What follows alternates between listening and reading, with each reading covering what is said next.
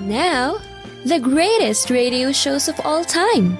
Suspense. The Shadow Node. Washington calling David Harding, counter-spy. Classic radio theater. The Great Gildersleeve. Fibber McGee and Molly. Dragnet. Gunsmoke. The Lone Ranger. Now, step back into a time machine with your host, Wyatt Cox. Good evening, friends of the Inner Sanctum. Well, it's the first day of a brand new month, and we're going to bring you a lot of crime today, starting with an episode of Suspense and the Screaming Woman, Dragnet and the Big Want, Barrie Craig Confidential Investigator, Behold a Corpse, Quiet Please, Sketch for a Screenplay, and Captain Midnight. That's all straight ahead on this Friday. This is the first day of March, as I said, first day of a brand new month. 61st day of the year, 305 days remaining till we get to 2025. Georgiana, Massachusetts became the first incorporated city in the USA in 1642. It is now known as York, Maine. Salem witch trials began in Salem Village, Massachusetts on this date in 1692. The Continental Congress adopted the Articles of Confederation on this date in 1781. The first census authorized in 1790. Ohio, happy birthday. You were admitted as the 17th state of the Union on this date in 1803. Justice Samuel Chase acquitted on this date in 1805 at the end of his impeachment trial by the Senate. In 1836, a convention of delegates from 57 Texas communities convened in Washington on the Brazos, Texas, to deliberate independence from Mexico. 1845, President Tyler signed a bill authorizing the U.S. to annex the Republic of Texas. Happy birthday, Nebraska. You became the 37th state of the Union on this date in 1867. Lancaster, Nebraska, renamed Lincoln and became the state capital. In 1872, Yellowstone National Park established as the world's first national park. In 1873, E. Remington and Sons in Ilion, New York, started production of the first practical typewriter. In 1873, Henry Comstock discovered this Comstock lode in Virginia City, Nevada. In 1912, Albert Berry made the first parachute jump from a moving plane. And it was on this date in 1932, the son of famed aviator Charles Lindbergh, Charles Augustus Lindbergh III, was kidnapped. Ransom was paid, with the body of the baby found 10 weeks later, just 4 miles from the home. It would be over 6 months later before the kidnapper would be captured.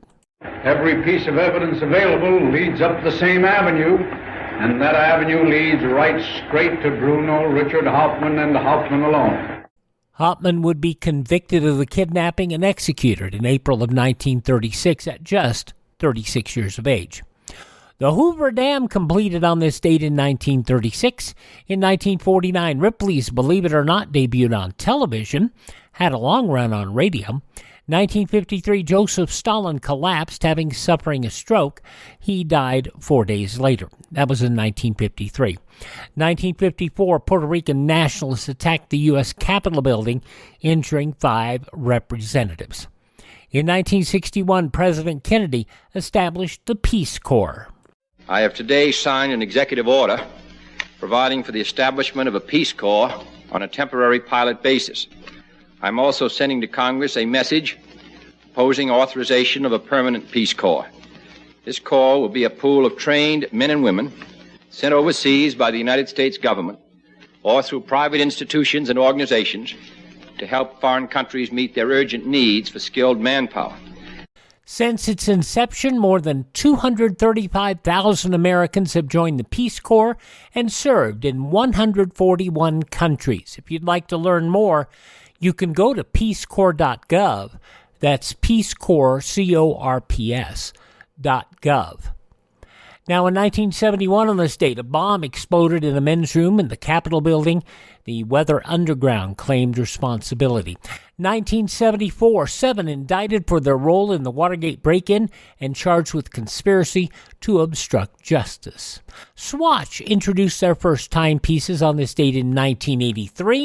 In 1989, the U.S. became a member of the Berne Convention Copyright Treaty. In 2003, management of the Customs Service and the Secret Service moved to the Department of Homeland Security. In 2003, Patrick Ewing retired from the National Basketball Association.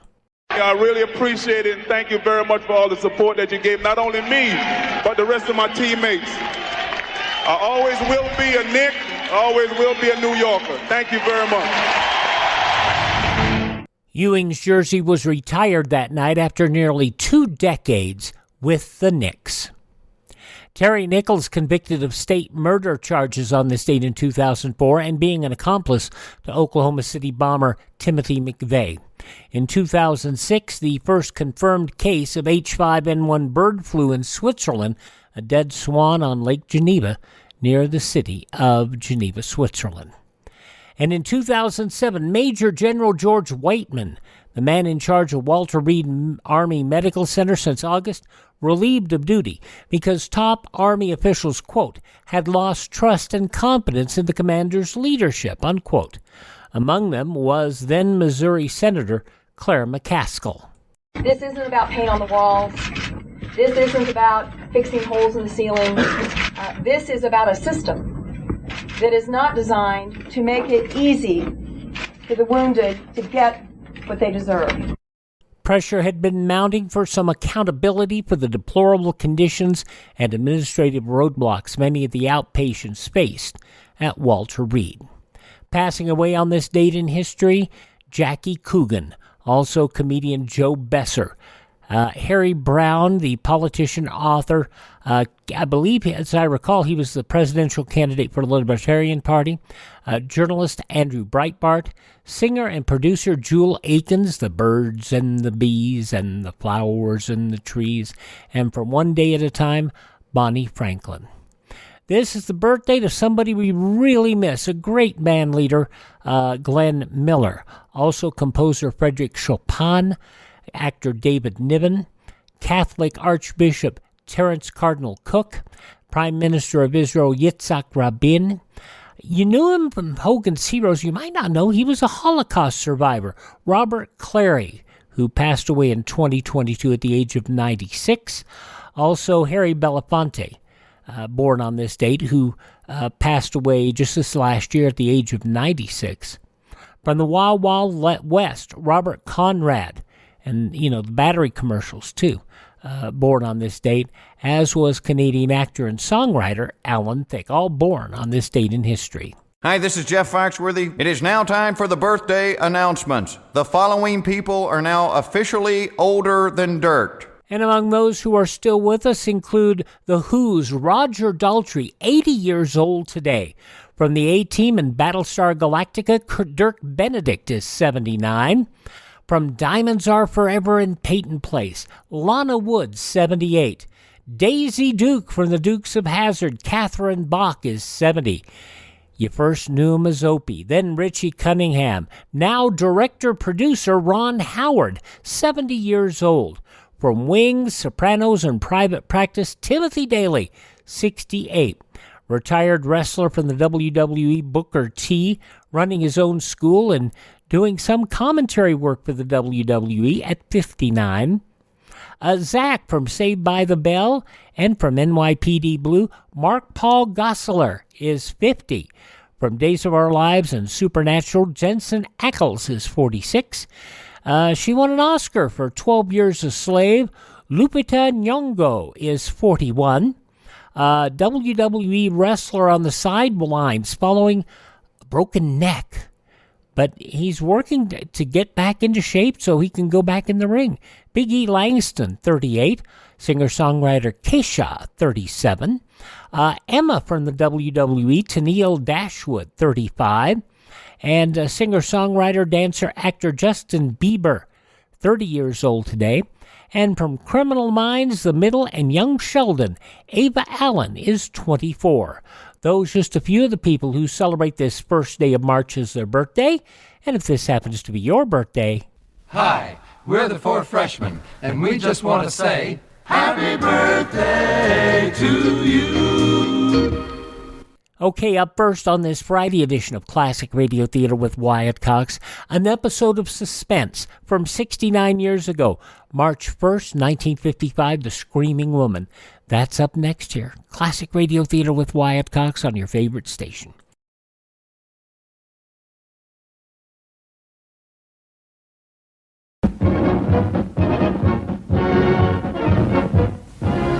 My name is Ronald Reagan. Last year, the contributions of 16 million Americans to the crusade for freedom made possible the World Freedom Bell, symbol of hope and freedom to the communist-dominated peoples of Eastern Europe, and built this powerful 135,000-watt Radio Free Europe transmitter in Western Germany.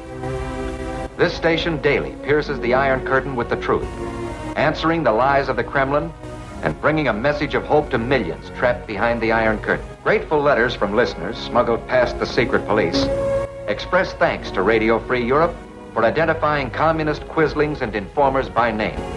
The Crusade for Freedom is your chance and mine to fight communism.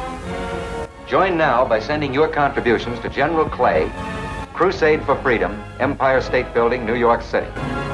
Or join in your local community. And you're listening to Classic Radio Theater with Wyatt Cox on your favorite station. In 1950, young Sherry Johnson became friends with actor Steve Cochran while working with him on The Lion and the Horse. Steve introduced his friend, writer Montgomery Pittman, to Sherry's widowed mother. A romance developed, and Pittman married Morita Jackson in a small ceremony on June 4th of 1952 in California. Her father, Curtis L. Jackson Sr., died when she was 6, and they moved to Los Angeles at a young age. Going onward, Cochran hired Pittman to write his next film, Come Next Spring, the first that Cochran had produced himself. Sherry played the part of Cochran's mute daughter, Ann Ballot, a role Pittman wrote specifically for his stepdaughter. And that would begin the big, long life. She was in Make Room for Danny, The Danny Thomas Show, and so many great motion pictures and television shows over the years. But yes, she did do radio. And this is an episode from 69 years ago, March 1st, 1955. Sherry Jackson starring in this episode of Suspense, The Screaming Woman.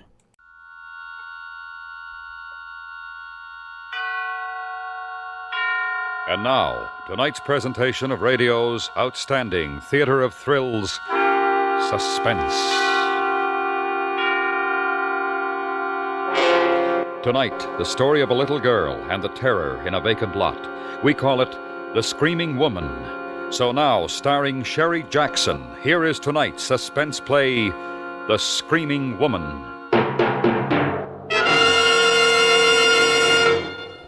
I'm Margaret Leary, and I got to tell you how it happened. It was Thanksgiving Day, and it was nice and sunshiny, almost like summer except cooler. Mama was cooking the turkey, and I was watching. And Mama said to me, "Oh, good heavens, I forgot. Your Aunt Betty's made some cranberry relish for us. Run over and get it, Margaret, so her feelings aren't hurt. And hurry, dear, this turkey's done to a turn."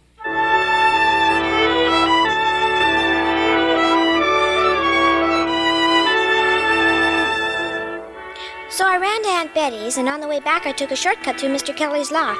It's a swell place to play Indians and cowboys, or explore, or hunting for treasure, because trucks dump all kinds of stuff there. Loads of dirt and junk, and even big things like old cars and big pipes and chunks of concrete. Well, this day, coming back from Aunt Betty's, I saw that a lot of new junk and dirt had been dumped there since Saturday. They'd even covered up a swell big concrete pipe that us kids called our fort. Covered it clear up.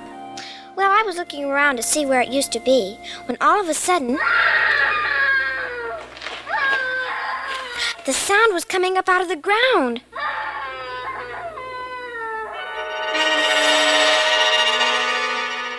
A woman was buried under the junk and dirt and glass, and she was screaming all wild and horrible for someone to dig her out. I started to run. I fell down and got up and ran some more. It was an awful, awful long way to our house that day.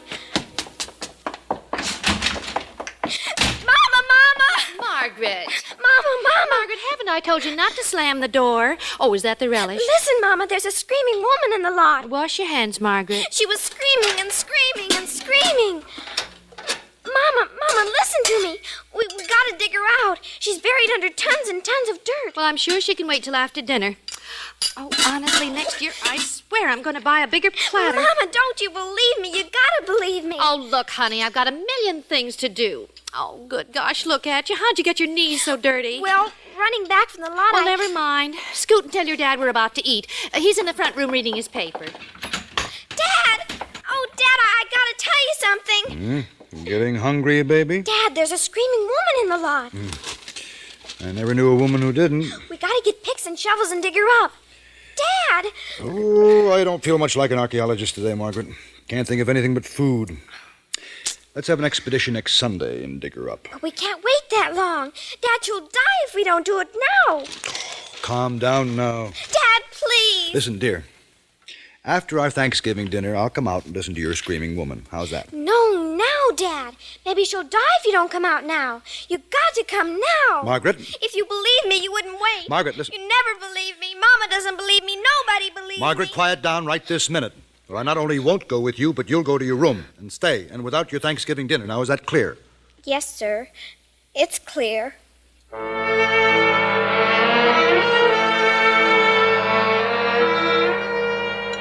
Margaret, you heard Mother. Don't gobble. But, Dad, we gotta hurry.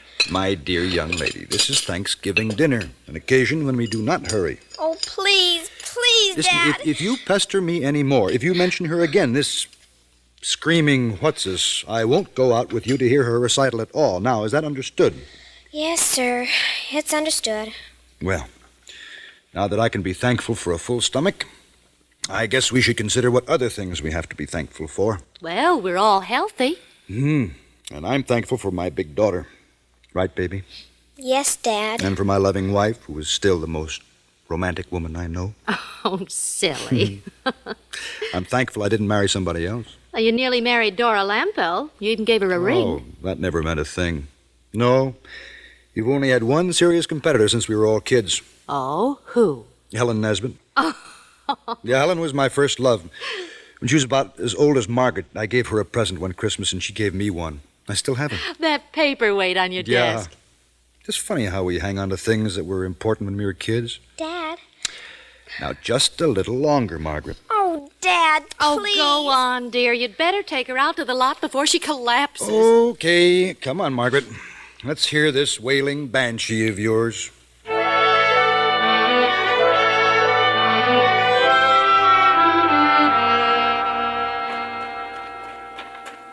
Now, just where is this screaming woman of yours? Lead me to her. Over here, where our fort used to be. The fort? The big concrete pipe. It's all covered up now. Kelly is really getting this lot filled in. All right, where's the lady? Right about here, Dad. Listen. Don't hear a thing, except the wind. You better button your sweater, Margaret. Shh. Listen. No, it's the trolley over on Aspen Street. Hey there! Screaming woman! Hey! I'm afraid your screaming woman's let you down. But she was here, Dad. Right under where they've dumped all this dirt. I heard her screaming and screaming and screaming like she was underneath in the fort. Somebody's dumped tons and tons right on top of our fort. Well, that's too bad they buried your fort, dear. I saw two of Kelly's big trucks here last evening, and there was a dump truck in here this morning, too. It isn't because they covered the fort. Well, it must be your screaming woman doesn't like grown-ups. Only delivers her solo for kids. Maybe she can't scream anymore. Well, I'm going to take a nap now. Let my dinner settle. Aren't you going to help me dig? Don't you think this is a sort of silly game? It's not a game. All right. All right, dear, but don't stay too long. Mama probably would like some help with those dishes. Dad! Oh, I know I heard her scream. I know it. Oh, darn.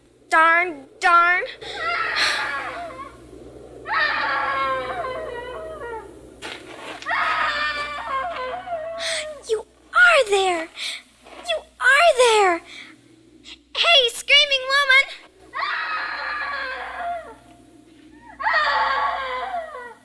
Why didn't you scream before? Why didn't you scream so Daddy could hear you. Oh, just don't scream for me. I can't help you all by myself.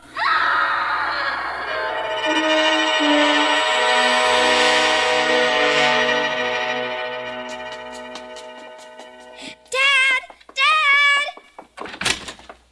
Dad, she's screaming again. Right after you left, she started to scream. You've got to come back. Oh, there now, Margaret. Come here. Let me feel your head. Please, Daddy, please, Oh, please. you've got a fever. Please, Now, you're Daddy. going to lie down, young lady. We can't leave her down there, Dad. We can't. Come along in your room. It's awful, Dad. It's awful for her to be screaming and screaming and nobody listening or caring. Margaret. She'll choke when there isn't any more air and then she'll die. You're going to lie down the rest of the afternoon before you make yourself sick. No, I've got to dig her up. I've got to go back. It's all those comic books you've read, darling. Now I forbid you to leave the house. Close your eyes and take a nap like a good little girl. What am I going to do? What am I going to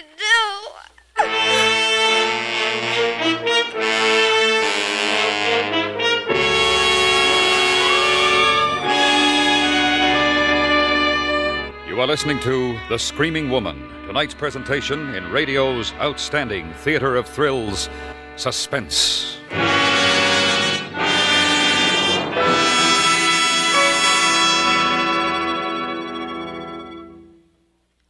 Today begins Red Cross Month, a reminder to all Americans, whether or not you have ever benefited personally from the far-flung effective relief and rehabilitation programs of your Red Cross.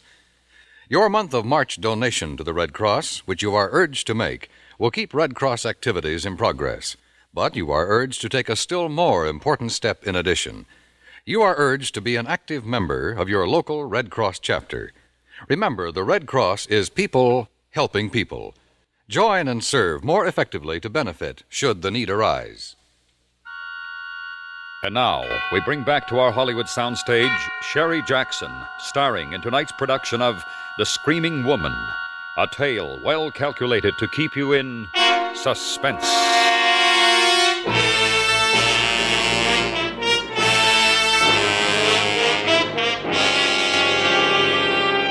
After a while, I stopped crying. I had to get back to the lot where that woman was screaming, but I was locked in. So I tied a sheet to the bed and let it out the window and shinnied down to the ground. Then I ran to the garage and got shovels and ran to the empty lot. The sun was almost down and it was getting cold. I started to dig fast. Hi, Maggie. It was Dippy Smith. He goes to my school. What you digging for? For a screaming woman. She's down on the ground, and I'm going to dig her up. You can help me dig, Dippy. There's an extra shovel. I don't hear nothing. Well, listen. Just listen. No, I don't hear nothing. Well, just wait. You will. Hey. There, did you hear it? Hey, that's okay. Do it again. Do what again? The scream. Do it again. Go on. I'll give you this Aggie if you teach me to do it. Hot dog! Did you get that ventriloquist book for $10 from the Magic Company? You got one of those tin things in your mouth? I won't tell you unless you help me dig. Okay, swell, give me the shovel. Hot dog! And you gotta dig fast, like this.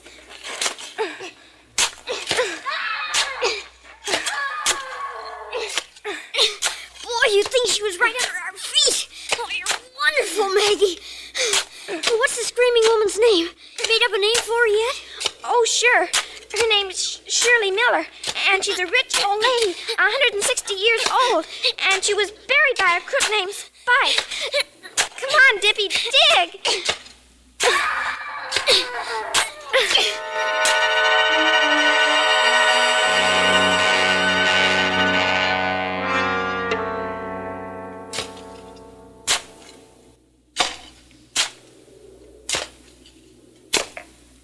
Keep digging. We can't stop. Oh, I'm tired. I think I'll go home. Dippy, there really is a woman buried there. Oh, sure. Don't you believe me? I wasn't throwing my voice. Honest, I wasn't, Dippy. Hey, you couldn't talk and scream together. There really is a woman here. That's what I told you. Come on, let's dig. How's she breathing, do you think? I think she's in the fort. Remember? Sure, that's where she is. or 6 of us kids could get in it, so it's big enough. Hey! What do you kids think you're doing? Oh, hello, Mr. Kelly. I'm tired of chasing you out of this lot. If one of you get hurt, maybe your folks should sue me. But, Mr. Kelly, there's a woman screaming. You kids beat it, you hear? Yes, sir. But listen, Mr. Kelly, don't you hear? There. I don't hear anything, and neither do you. Now beat it. Come on, Maggie. Oh, Mr. Kelly, somebody's got to dig her Don't up. argue with me, or I'll phone your folks. This is my property. Do I have to put up a fence? Why should I spend money to keep people off my property? I put up a fence. Dippy, it's him. He's the one. Huh? He murdered Mrs. Kelly. He hit her on the head and stuck her in the fort and dumped loads of dirt on top. But she wasn't dead. She came to. Why, you saw him. He stood right there when she screamed and wouldn't pay any attention. Hey, that's right. He stood right there and lied to us. What do we do, Maggie? There's only one thing to do. We'll phone the police and tell them to come and arrest Mr. Kelly.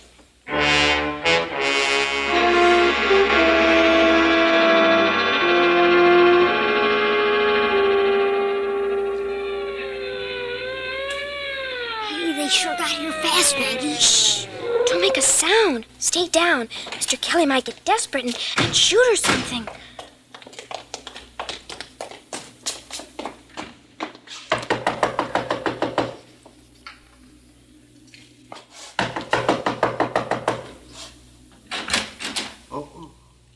Oh, yes? Officer? You, Mr. Kelly? Yes, sir. Well, what can I do for you? Is, Mrs. Kelly at home this evening? Why, sure. May I see her, sir? Why, sure. Hey, Anna! What's up?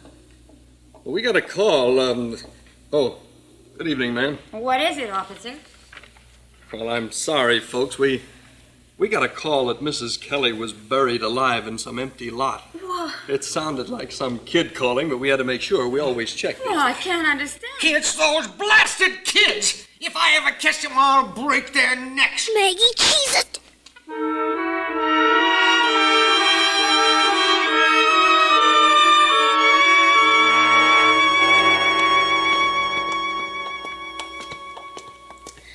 Boy, if Kelly telephones my dad, I'll get a licking. What'll we do about the screaming woman? Oh, to heck with her. I'm not going near that lot again. Wait a minute, Dippy. I know why he didn't hear the screams. Kelly's sort of deaf. Mama says he's hard of hearing. Well, he heard us, didn't he? He heard the cop. He reads people's lips, but he couldn't hear the screaming woman because he couldn't see her. Dippy, come on, we gotta go dig some more. No, sir. We got to. We're in a pack of trouble because of your old darn old screaming woman. I'm not gonna get in any more trouble, no, sir. So long, Maggie.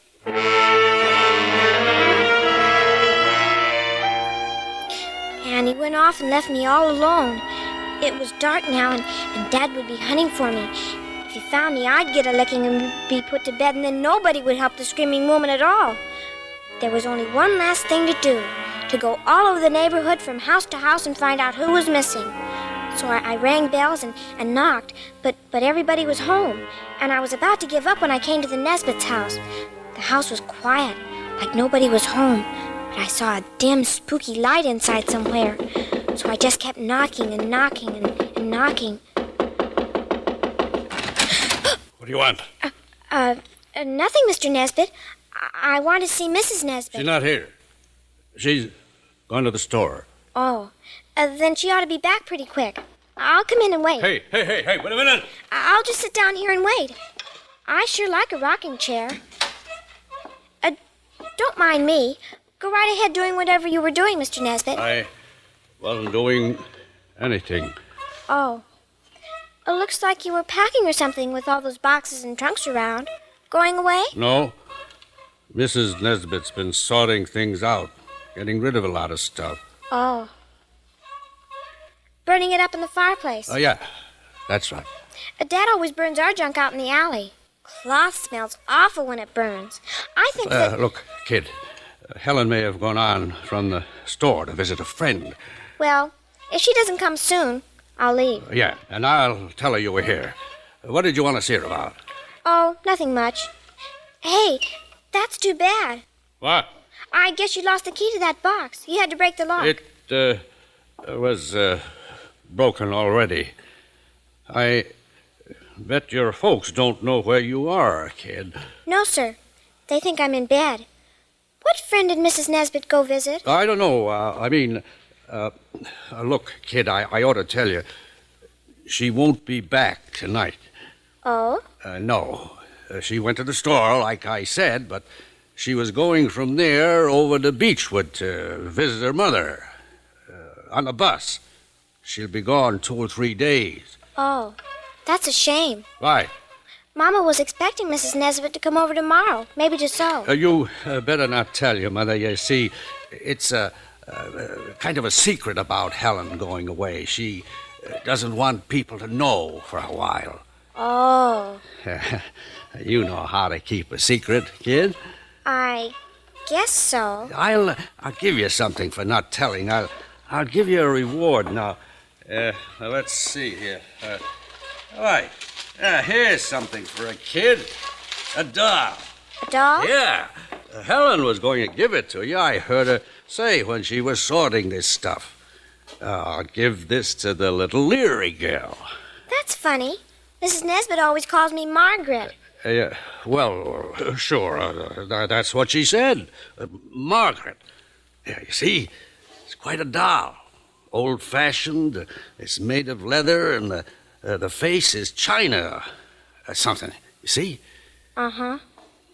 Thank you, Mr. Nesbit. It's a reward for not saying anything about Helen being gone, you understand?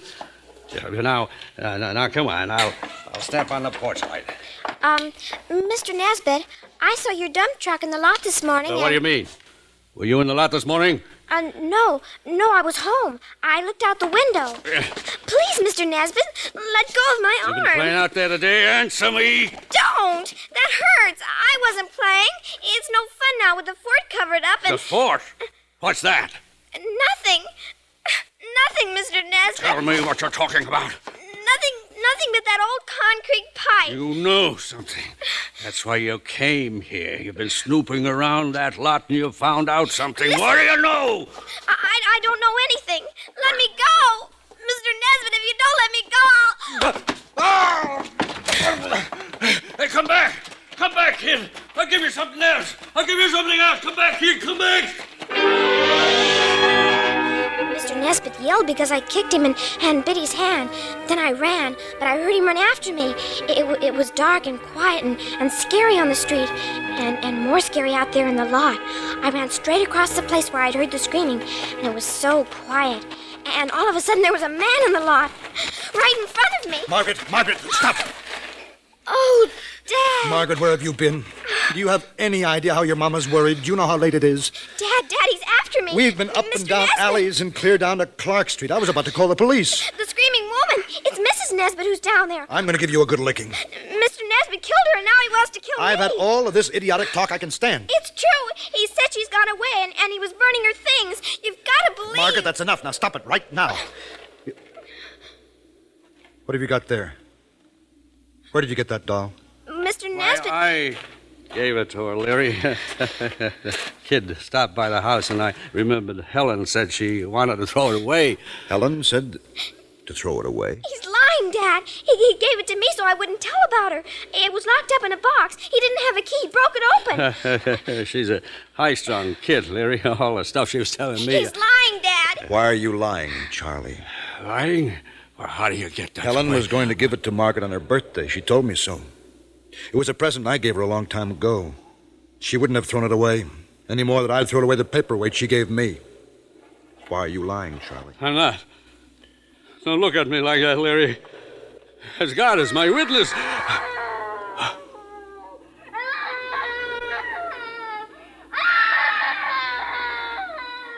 It's her, Dad. It's the screaming woman. As God is your witness. No! Leary! No! Margaret, run to the house. Phone the police and tell them to hurry. Tell them we've got to dig.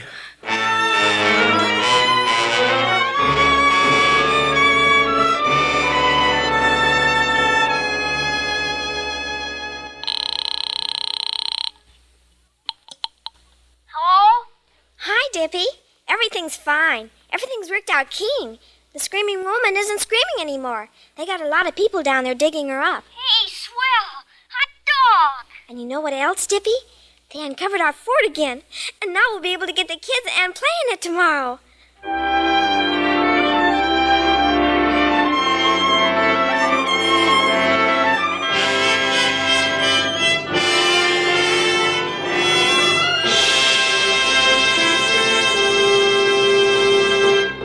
Suspense, in which Sherry Jackson starred in The Screaming Woman by Ray Bradbury. Next week, the story of a man who tries to escape his past and is faced with no future. We call it Nobody Ever Quits. That's next week on Suspense.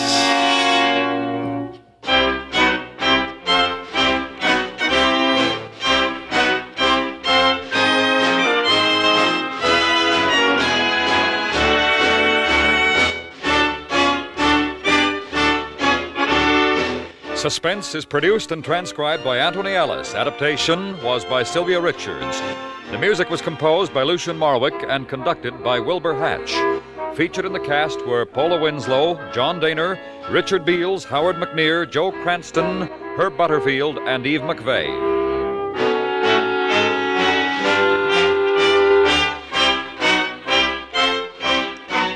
Join the FBI in Peace and War, Wednesday nights on the CBS Radio Network.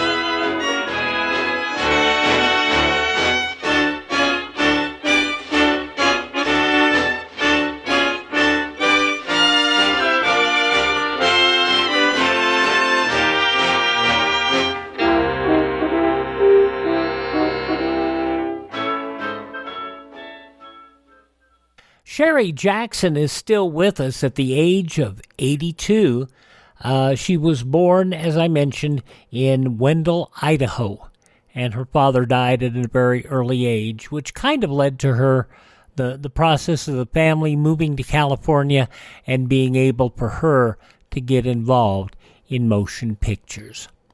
69 years ago, March 1st, 1955, Suspense here on Classic Radio Theater with Wyatt Cox. Coming up next, a pair of shows from this date back in 1953, and we'll start off with Dragnet.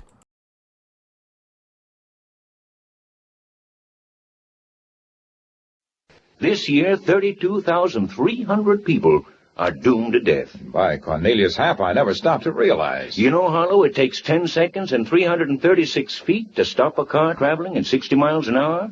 That's why brains are more important than brakes. Why the man behind the wheel should beware of the speed at which he's driving. Why safe and sane are synonymous words to drivers who value their fellows' lives as well as their own. In other words, Hap, just because Autolite resistor spark plugs give your car more pep, don't try to use all of it, eh? Exactly, Harlow. But there's more. The Good Samaritan is the gracious guy or gal who not only knows and keeps the rules of the road, but also keeps his temper in his head when some bungling Benny gives him the road hog treatment. Yes, Hap, it's sad but true that one right way to wrong driving is to always demand your highway rights. Be sure to be safe. Right, Harlow. The other evening after I wrapped a lot of things on, I put on the Johnny Carson channel on Pluto TV and saw Dan Aykroyd talking about, it was right from 1982, I think it was, right when his motion picture Dragnet came out. It was a satire of Dragnet. And amazingly enough, when he was talking with Johnny Carson, he brought out all these, this memorabilia of Dragnet. And it turned out some people thought it was just a gig for him. But no, Dan Aykroyd was a real fan of Jack Webb. And so it gives me another reason to look at that motion picture again and see how much of a fan he was of Webb. This goes back 71 years as we begin a pair of shows from March 1st, 1953, Jack Webb and Dragnet, and the episode entitled The Big Want.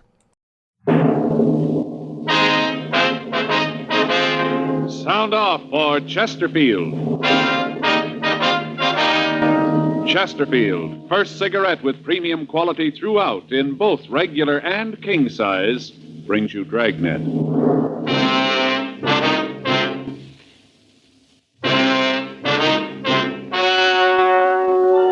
Ladies and gentlemen, the story you're about to hear is true. The names have been changed to protect the innocent.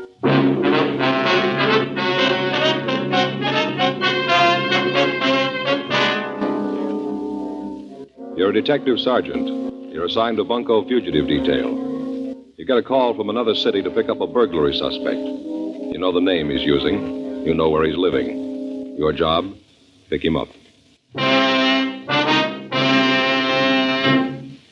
When you're asked to try a cigarette, you want to know, and you ought to know, what that cigarette has meant to people who smoke it and who smoke it all the time.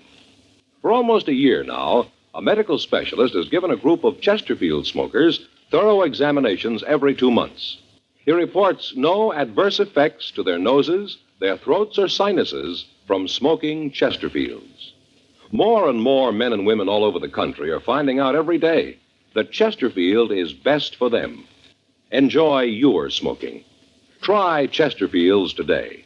You'll find Chesterfield much milder, with an extraordinarily good taste.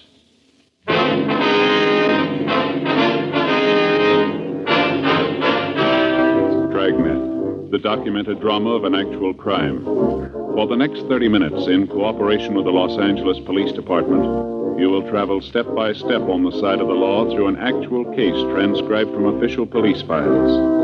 From beginning to end, from crime to punishment, Dragnet is the story of your police force in action.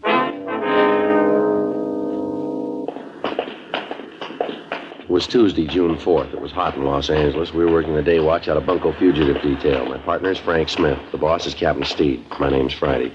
We were on our way out from the office, and it was 9:42 a.m. when we got to the corner of Selma and Fountain. The Arizona Carlton Hotel. Guess we check over there, huh? Yeah, you got the mugs? Yeah, right here.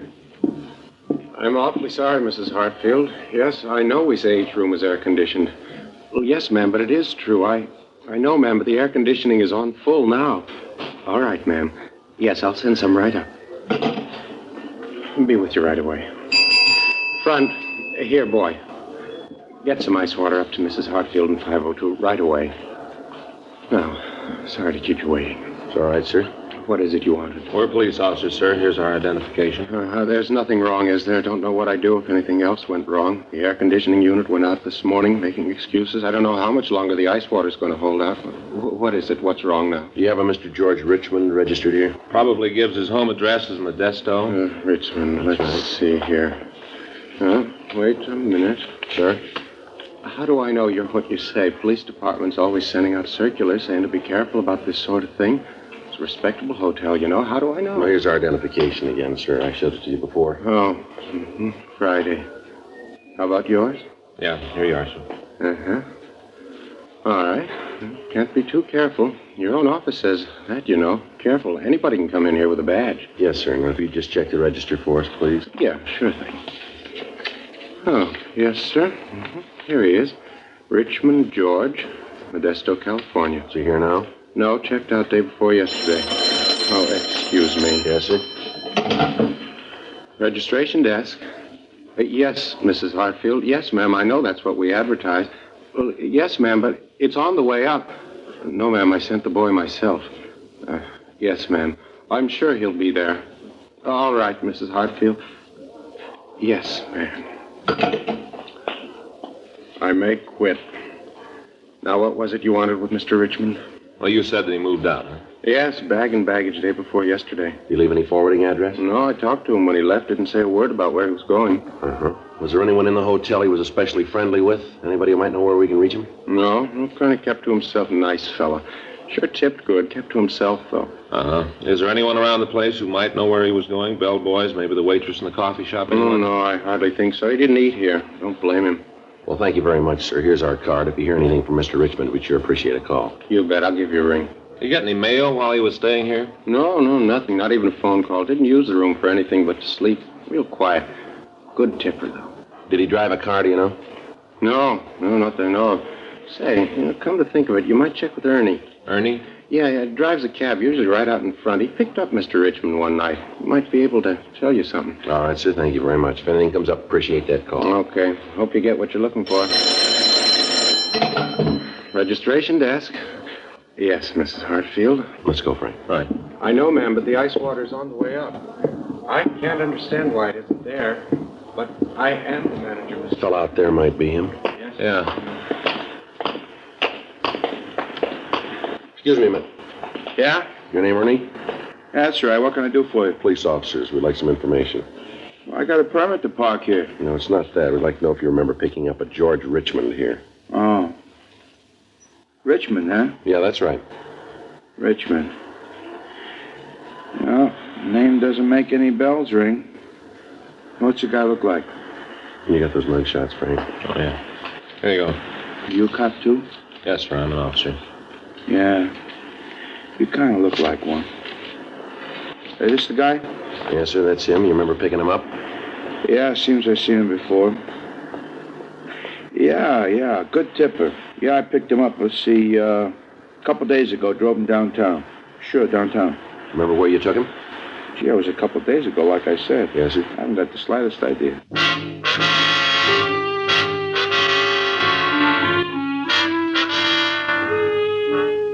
"10:07 a.m. We continued to talk to the cab driver.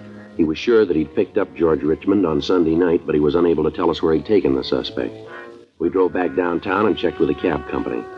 On the driver's waybill, we found that he'd made 3 pickups that night from the hotel on Fountain Avenue. The first stop listed was a large cafeteria in downtown Los Angeles. We checked with the cashier. She was unable to identify the mugshots of Richmond. The second stop was a large apartment out on Wilshire Boulevard.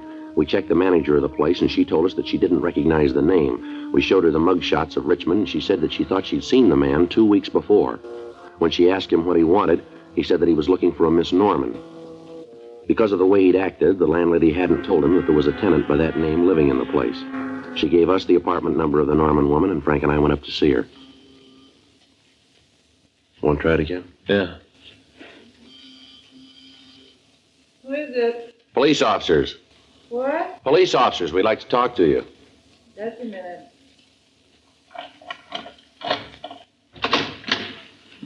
And what's this all about? Miss Margaret Norman? Yeah, that's right. What do you want with me? What if we could come in, please? Be a little better than talking out here in the hall. Yeah, I guess so. Come in. Thank you. My name's Friday. This is my partner, Frank Smith. Pleased to meet you, ma'am. Yeah. Hi. You alone here, Miss Norman? Yeah, I just got up. Have to excuse the way the place looks. Kind of messy. Yes, ma'am.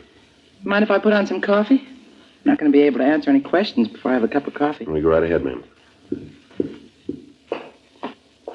What is it you want to see me about? You know a man named Richmond? Richmond? Yes, ma'am. George Richmond. Why'd you ask that? What's he done? We'd just like to know if you know him, do you? Yeah, I know him.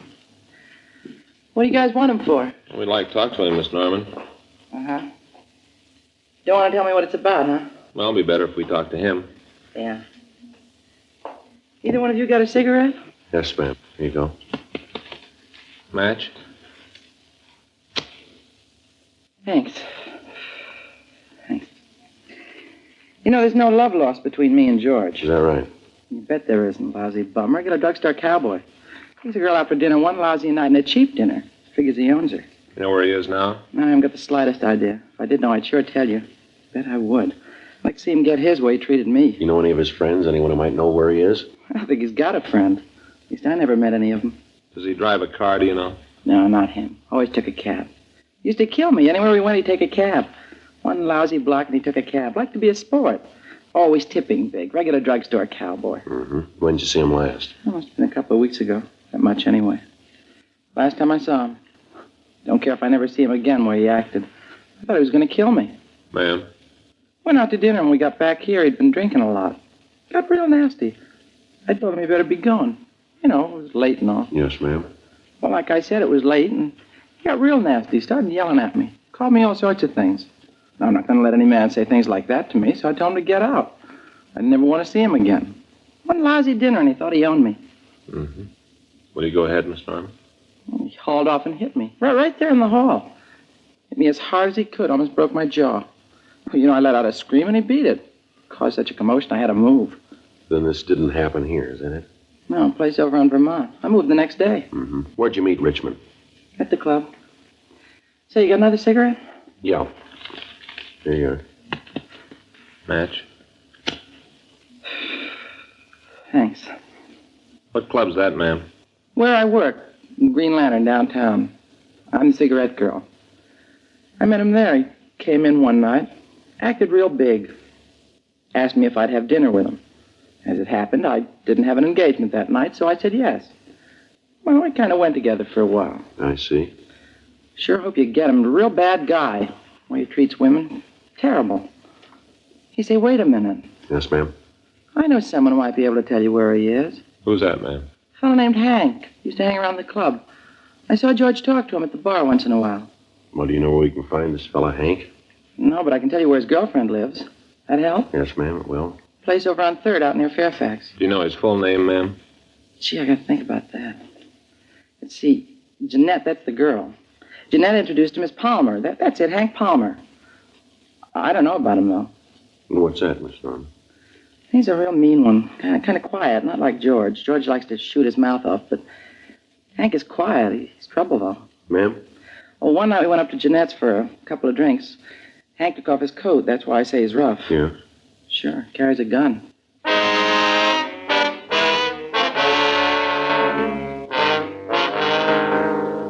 "1:45 p.m. We got the description of Hank Palmer, and then Frank and I drove back to the city hall. We ran the name and description through R&I, but we got no make. We sent the name to George Brereton, CII, up at Sacramento. We got communication off to Washington, asking them for information on Palmer. We also checked the name of Palmer's girlfriend through our records, but we got no information. We contacted Captain Steed and arranged for a stakeout to be placed on the apartment of Palmer's girlfriend, Jeanette Allen. 2 days went by. Palmer and Richmond failed to make an appearance.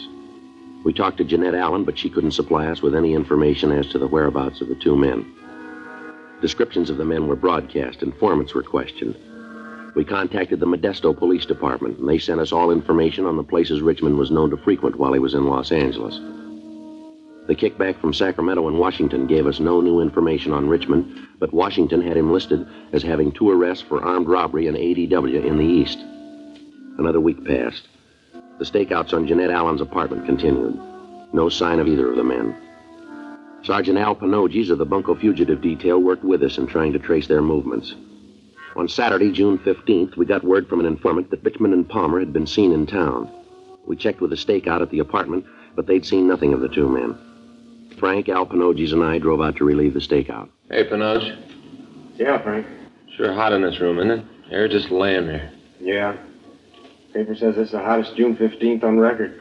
Say, Miss Allen. Yes, Sergeant? Now, you haven't heard from Palmer at all since he got back, is that it? No, not a word. I don't really believe he's in town. I'm sure if he was, he'd look me up. Never done this before. Uh-huh. Say, would it be all right if I got a glass of water, miss? Sure, help yourself right out in the kitchen. Thanks. How about you, Joe? Want some? No, thanks. Al? Yeah. Joe? Yeah? Cab stopping out in front. Man getting out. Might be one of them. Guy's wearing an overcoat. On a day like this? You coming in here, Al? Yeah. Yeah, cab's pulling away. Okay. You want to take that side of the door, Frank? Right. You better go into the bedroom, Miss Allen. You think there's going to be some trouble? Well, it depends on the way he wants it. Oh, well, I guess you know best. I hope not. All I need is to have to move again.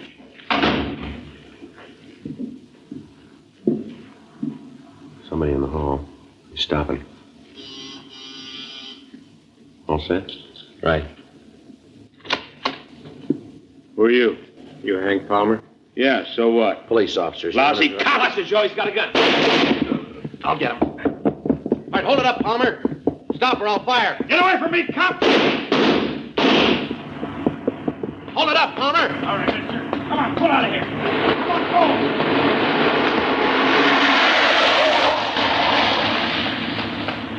Get in a call, Frank. Gray Mercury. License number's 1S69105. Right. Better call an ambulance, too. What? Panoges. He's hurt bad.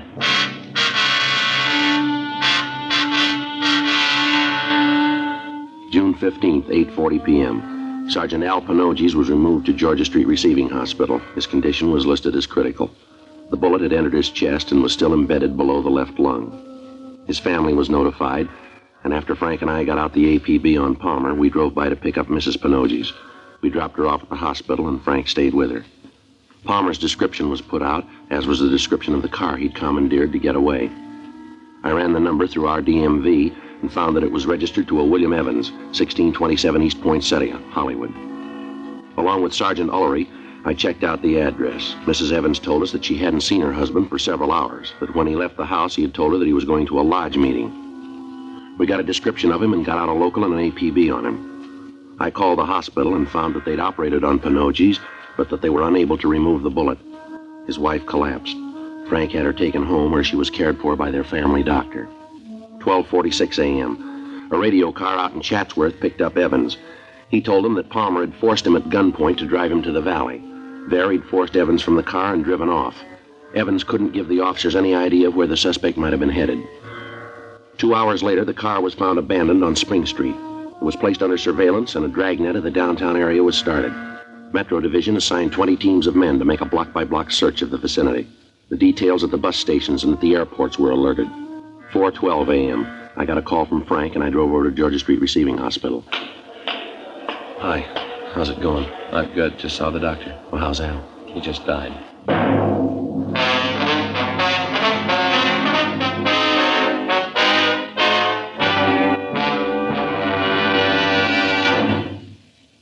You are listening to Dragnet, the authentic story of your police force in action. Chesterfield is the first cigarette to offer smokers premium quality in both regular and king size. King size Chesterfield contains tobaccos of better quality and higher price than any other king size cigarette. Chesterfield is first to name all its ingredients that make the best possible smoke. And Chesterfield gives you this scientific report. No adverse effects to the nose and throat of a group smoking only Chesterfields. So enjoy your smoking. Change to Chesterfield today. Much milder, with an extraordinarily good taste.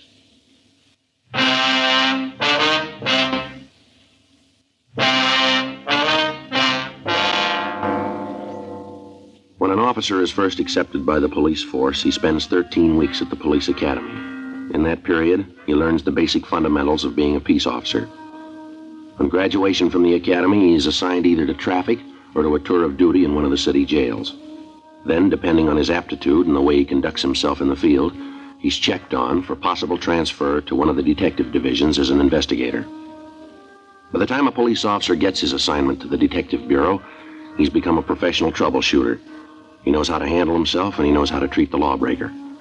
He's on call 24 hours a day, 7 days a week, and he wears a gun. When a hoodlum shoots a police officer, he's showing society that he has no regard for the law, and at the same time, he is announcing that he will not hesitate to kill an unarmed citizen. Sergeant Alfred Pinocchi's had been a policeman 14 years. He'd begun in traffic, and then had been transferred to the juvenile division. From there, he went to homicide detail, and then to bunco fugitive division. He was a professional peace officer, and he'd been murdered. He gave his life to protect the people who paid his salary, the taxpayers. His killer was still at large, and we had to find him. The search of the downtown area was intensified, but it netted us nothing. Frank and I checked the immediate area around the abandoned car. In talking to the people in the vicinity, we found a newsboy who had seen Palmer park the car. He said he was unable to tell us where the man had gone, but he said that he thought he might have gone into a bar near the corner.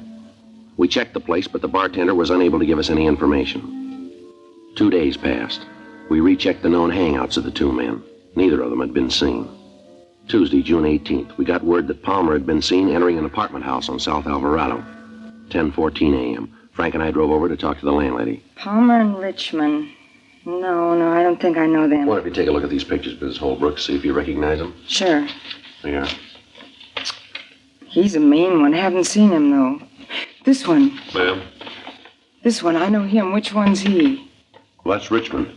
No, that's not his name. Told me it was Reichman. Said it was John Reichman. Lives up in 206. That's in front. Is he in now, ma'am? No, he went out this morning early. First time in a couple of days he went out early. You expect him back soon?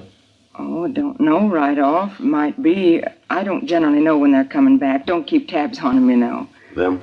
Yeah, tenants. A nice bunch, most of them quiet. Had a full place last 2 years. Uh-huh. How long is this, Reichman? Yeah, that's it, John Reichman. How long's he been here? Oh, he's kind of new. He took over the room from a friend of his. Yes, ma'am. Does he have any friends in the building? Anyone that he sees quite a bit of? Well, now, there's a girl in 306. He sees quite a bit of her. Oh, who's that, Miss Holbrook? That'd be Barbara McIntyre. Nice girl. Dancer. Works downtown at one of the clubs. She in now, would you know? Oh, she should be, yes. Hardly ever gets up much before noon. Hardly ever. She works late, you know. Yes, ma'am. Does Richmond drive a car? Richmond? Oh, dear, now. Well, I don't know. I don't think so. Seems like he's always coming home in a cab. Comes in at all hours. I don't think he's going to last here. Why do you say that, ma'am? 'Cause I don't think he will, that's all. Plays the radio late, makes noise, you know. Then there was a fight. The girl didn't want to do anything about it, but I certainly think she should have. Oh, what's that about, ma'am? Oh, one night, let's see, it must have been about a week ago. Reichman or Richmond or whatever his name is came home and he was... Well, he'd been drinking quite a bit, you know. Yes, ma'am. Well, he went up to the girl's apartment and they had an awful brawl. Screaming and yelling, an awful brawl. I went up and asked her if there was something I could do, but she yelled through the door and said no, that everything was all right. Of course, it wasn't. Ma'am? Well, the next day, the poor thing had a black eye that just wouldn't stop, all bruised up. Had a bandage right here on her forehead. Must have hit her awful hard. No, sir, I don't think he's going to last. Mm-hmm. And you're pretty sure that you haven't seen this other man, though, are you? Well, let me see that picture again. Mm-hmm. This one? No, I'm positive. I never saw him. Of course, that don't mean he wasn't here. Ma'am? Well, like I said, I don't pay much attention to them. They pay their rent, and I don't bother them. They come and go as they please. Say, what do you want them for? Is it about that, Mr.? Richmond? Yeah, is it about him beating up that poor girl? No, ma'am. I should have known about him. No, sir, he ain't gonna last long around here. I wonder if we could see his room, Mrs. Holbrook. Well, I guess it's all right. I'll get the key. All right, ma'am. Thank you.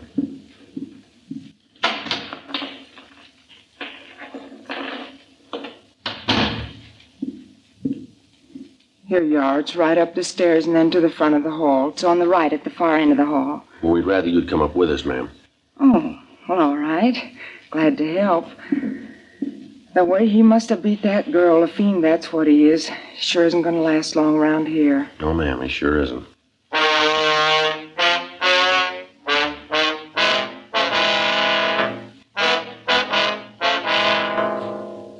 Before we looked at Richmond's apartment, we tried to check with his girlfriend. We found that she wasn't in. The manager let us into her apartment, but we found no indication where she might have gone. Then we went downstairs and searched Richmond's place. He wasn't there. The landlady stood by when we searched the place. In a closet, we found a small arsenal, a gas grenade, a sawed-off shotgun, and 2 boxes of shells. There were also several revolvers, along with over 150 rounds of ammunition. We called the office and arranged for a stakeout on the building. Sergeants Ullery, Gerard, Gilmore, and Miller came out. Gerard and Gilmore covered the front entrance. Ullery and Miller were stationed at the back of the building, and Frank and I covered Richmond's room. The residents of the apartment were warned to stay inside their rooms and to keep their doors locked. 10:30 p.m. There was still no sign of the suspects. We waited. 11 o'clock, 11:15, midnight. Joe? Yeah? Looks like it might be them. Cab pulling up in front. How about Gerard and Gilmore? No, can't see him from here. Yeah. Looks like Palmer and Richmond. They got the girl with him. Where is she? She's walking between them. Makes it tough, huh? Yeah. Well, I won't try to take him on the street this way. They're coming in the building. Uh-huh.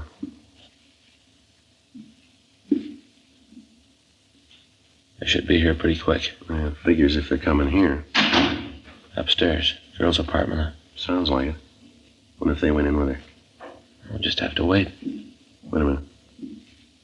Somebody outside there in the hall. Yeah. Hold it.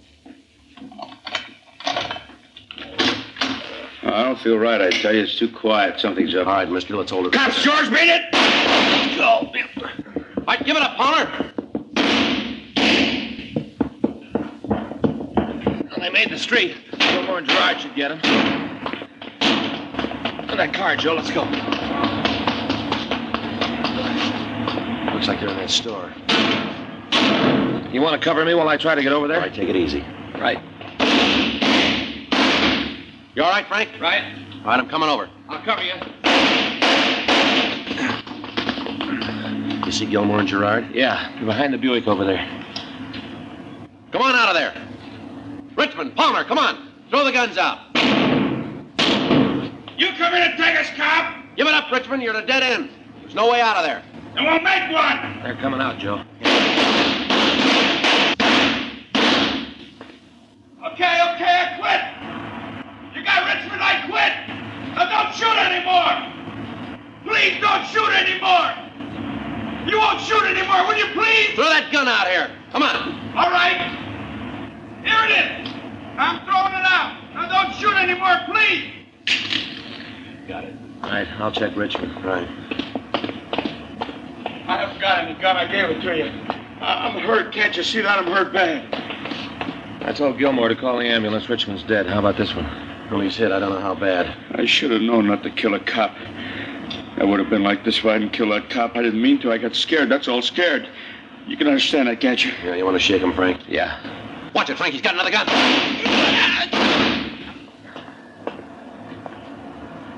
You all right? Yeah. Palmer? Palmer. I'll check him. How about it? He's dead. Look here, Jar. What's that? Had these in his pockets. Must be 50 or 60 rounds of ammunition there. Yeah.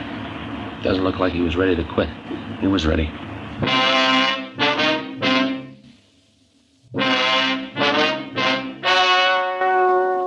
The story you have just heard was true. The names were changed to protect the innocent. On July 26th, an inquest was held in the coroner's office in and for the county of Los Angeles. In a moment, the results of that inquest. Now, here is our star, Jack Webb. Thank you, George Fenneman. Friends, every day, more and more people are changing to Chesterfield and finding Chesterfield is best for them. One reason for this is premium quality. Chesterfield is first to give you premium quality in both regular and king size. Another reason, Chesterfield gives you this scientific report. No adverse effects to the nose and throat of a group smoking only Chesterfield. I smoke an average of 2 packs a day, and I'm convinced Chesterfield is best for me. Try 'em, regular or king size. I think you'll find Chesterfield is best for you.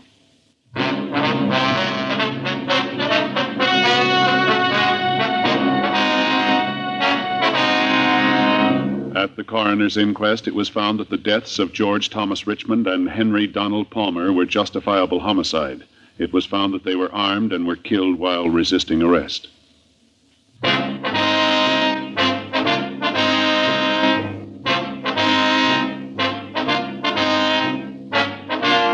You have just heard Dragnet, a series of authentic cases from official files. Technical advice comes from the Office of Chief of Police W.H. Parker, Los Angeles Police Department. Technical advisors, Captain Jack Donahoe, Sergeant Marty Wynn, Sergeant Vance Brasher. Heard tonight were Ben Alexander, Joyce McCluskey, Paul Richards.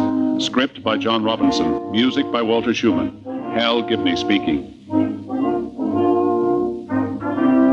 For a million laughs, tune in Chesterfield's Martin and Lewis show, Tuesday on this same NBC station. And sound off for Chesterfield's, either regular or king size. You'll find premium quality Chesterfield much milder. Chesterfield is best for you. Chesterfield has brought you Dragnet, transcribed from Los Angeles. Ladies and gentlemen, wherever and whenever people need help, the Red Cross answers the call. When a flood-stricken family needs shelter, when a crippled child must learn to walk and play, and when a wounded soldier needs blood, the Red Cross is always there. Now, the Red Cross needs your help. To keep up their many services this year, $93 million is needed. So, when the Red Cross volunteer calls on you, please answer the call and give generously.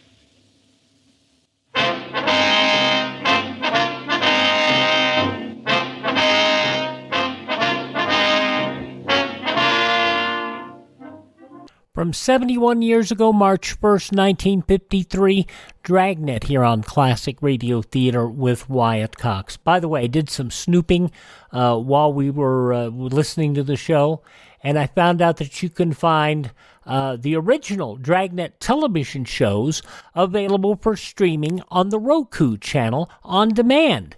So you might want to check that out. If you like the later series with Henry Morgan, Harry Morgan, I'm sorry.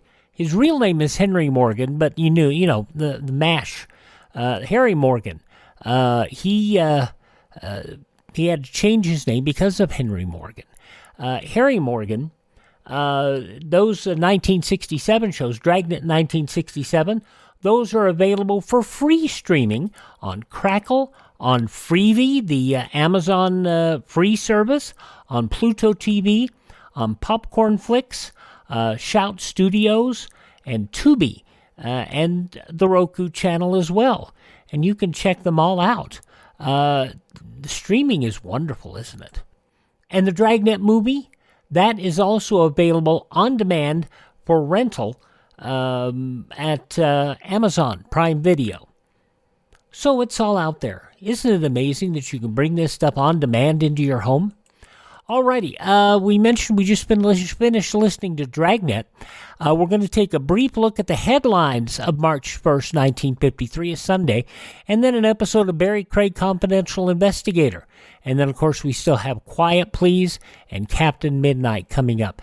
Now, on tomorrow's Classic Radio Theater with Wyatt Cox, a comedy with Jack Benny, the Phil Harris Alice Faye Show, George Burns and Gracie Allen, Ozzie and Harriet, and Lum and Abner. That's all coming up on tomorrow's Classic Radio Theater with Wyatt Cox. We'll continue this Friday edition of the show in just a moment with a look at the news from 71 years ago today.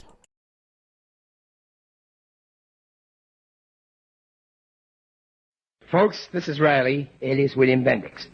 I'd like to talk to you about something very important to all of us. You know what traffic accidents are. There's something that happened to other people, but not to you.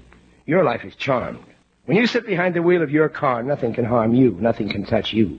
It's impossible that you could be the victim of a traffic smash-up. Doesn't that sound a little ridiculous? Of course it does. But that's the thinking of the majority of America's drivers. And that's the thinking that causes traffic accidents. The truth of the matter is that unless you drive safely and lawfully, an accident can happen to you. Last year it happened to 32,000 persons who died as a result. It happened to more than 1 million others. They were the lucky ones. They were only injured. In every single case, the National Safety Council reports that at least one traffic law was violated. So when you drive your car, remember that your only guarantee of safety is lawful driving. Obey the traffic regulations and drive carefully. The care you take may save a life, and that life may be your own. Thanks for listening to this Friday edition of the Classic Radio Theater with Wyatt Cox podcast. We just finished listening to an episode of Dragnet, and next we'll have an episode of Barrie Craig Confidential Investigator, as they both aired 71 years ago today, March 1st, 1953. And in the headlines of that Sunday, 71 years ago, these are some of the news stories. 2 men rejected for posts with the Voice of America for security reasons held high position under the U.S. High Commissioner to Germany. That, according to a witness. Senator Joseph McCarthy's Senate Subversive Subcommittee investigating possible subversion and waste in Voice of America operations heard the testimony on a nationally televised hearing. The witnesses James F. Thompson, facilities manager for The Voice, said the men were Ed Slechter, now chief of the U.S. radio branch in Bonn, and Theodore Kagan, who was chief of the press section in Germany. Thompson said his own office had to work with the men and that his department suffered inordinate delays in developing a radio plant in Munich during the past 4 years. Generalissimo Chiang Kai-shek called on Formosa and the rest of Free China Saturday to mobilize all of its manpower and resources and speed united efforts for recovery of the Chinese Communist mainland in the near future. In his first message since President Eisenhower lifted the ban on operations by nationalist military forces against the Reds, Chiang Kai-shek said, "The moment of our counterattack is drawing nearer and nearer. Hundreds of millions of our compatriots are suffering from oppression at the hands of the Russian puppets and are eagerly looking to us to deliver them at an early date."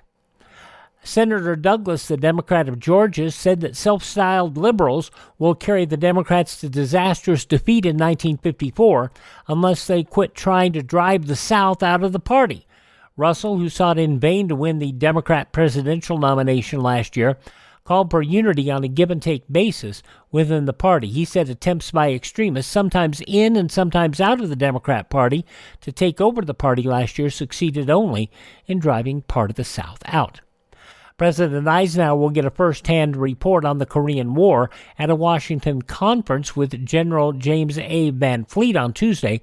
Van Fleet just returned from the United States from command of the 8th Army in Korea.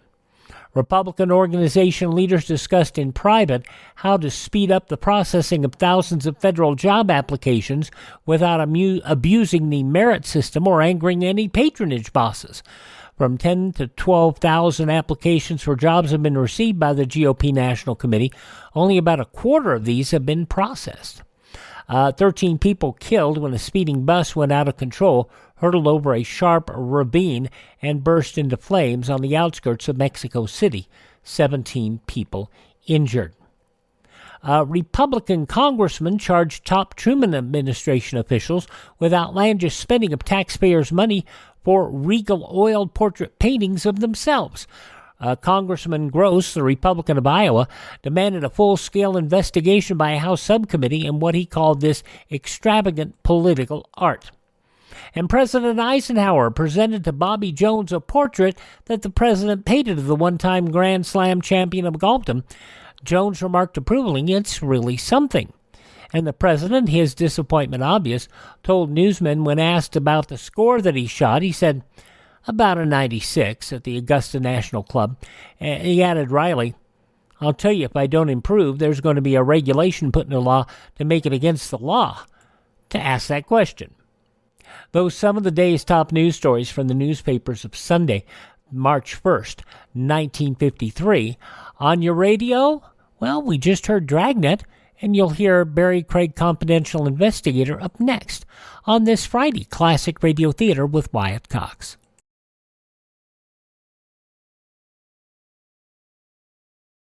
Hello, everyone. This is Robert Merrill. In the American Cancer Society's vast effort to control cancer, there is one aspect that interests me particularly. This is the fellowship program for outstanding young doctors. Here are men who have devoted years to preparing themselves for their profession: college, medical school, interning, and perhaps more time as resident physicians. Many promising careers are open to them at this point, careers which will support their families comfortably. Yet, they accept American Cancer Society fellowships at $50 a week. Now, these dedicated young scientists are working for us. We owe it to ourselves to help them in this tremendous fight against man's cruelest enemy. We can and we must help this fellowship program as well as the other valuable endeavors of the American Cancer Society. Give generously. Mail your contribution today to Cancer, care of your local post office. Now, as we continue the news stories and radio shows you heard on Sunday, March 1st, 1953, 71 years ago, on this edition of Classic Radio Theater with Wyatt Cox, we hear an episode of Barrie Craig Confidential Investigator. William Gargan stars, and this episode is entitled Behold a Corpse. Bromo Seltzer and NBC present William Gargan, starring as Barrie Craig, Confidential Investigator.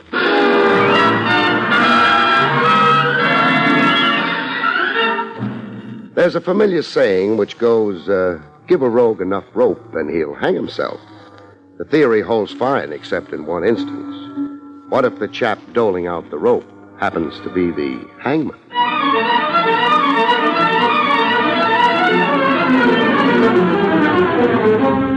Bromo Seltzer, famous for fast relief of headache and upset stomach, and the National Broadcasting Company present William Gargan in another transcribed drama of mystery and adventure with America's #1 detective, Barrie Craig, Confidential Investigator.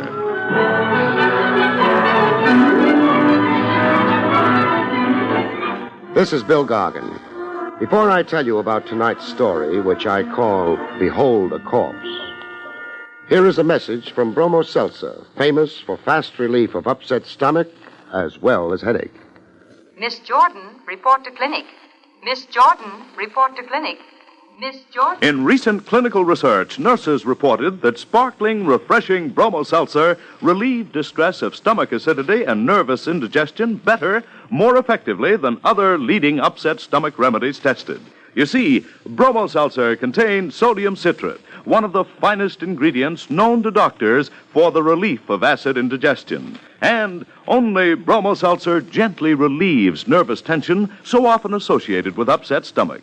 Next time you have acid indigestion, take Bromo Seltzer. Like so many nurses, you too may agree. For upset stomach, Bromo Seltzer works best. Remember, for prompt relief of stomach acidity as well as headache, take sparkling, refreshing Bromo Seltzer. For best results, use cool water, follow the label, avoid excessive use. And next time your stomach is upset, remember that many nurses report. For upset stomach, Bromo Seltzer works best.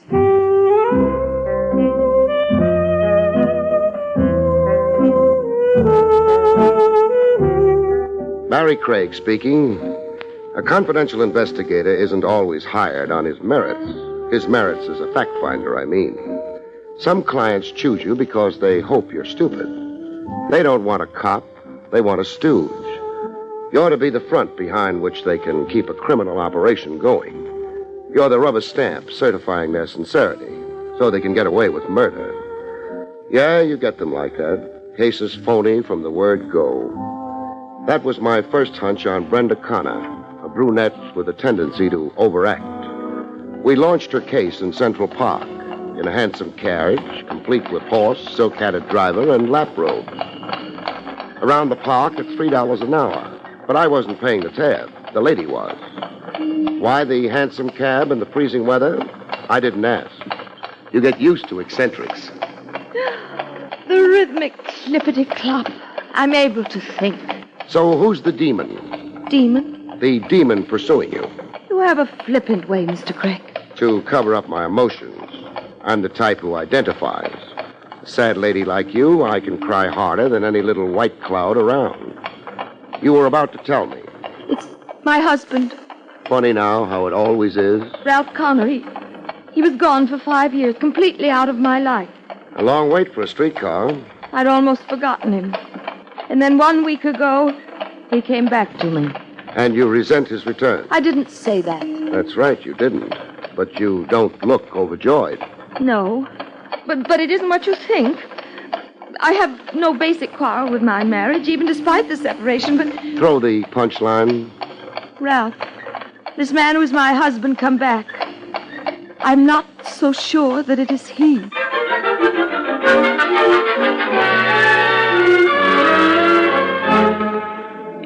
I let Brenda Connor continue to unburden her soul over coffee. The tab was on me this time. How much coffee could a lady drink? My alarms about my husband, Ralph. Yes.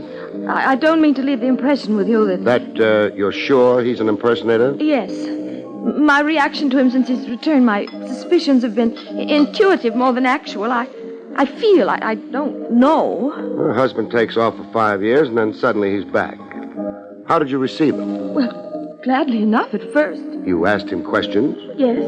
His explanation of his absence seemed genuine to me, understandable. He'd been out of sorts with himself.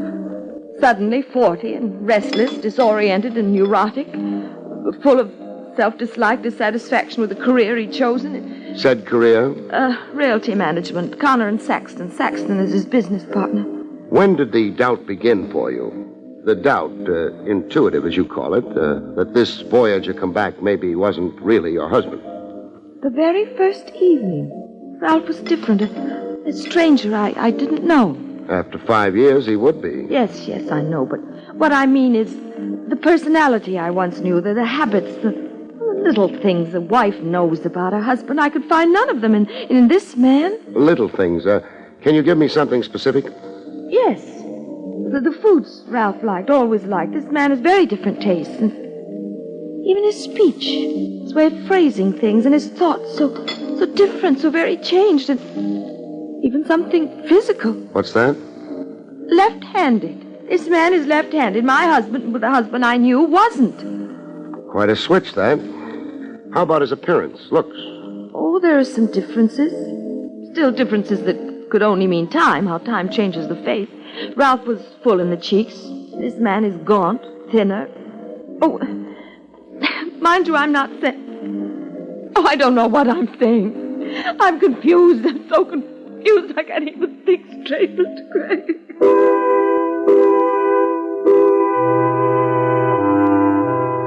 Hooray for confusion. But there was more to it than the lady was telling. There always is. I got a peek into what was omitted in the telling. The time was later that same afternoon. It was raining buckets. I had my formal tie on for a ride over to see the husband, Ralph Connor, firsthand. The great thing about a jalopy, it either starts or it doesn't. Mine wouldn't. Wet wires from the downpour, I figured. But my guess was wrong. There was a gentleman on hand to correct me on it. You'll only run your battery down, Craig. Get off the starter. A guy in a rain slicker slouched in the back of my car. Nice eyes and an easy grin. And a familiar swell near the left armpit. I knew what that swell was. I had one myself to match it. A gun holster.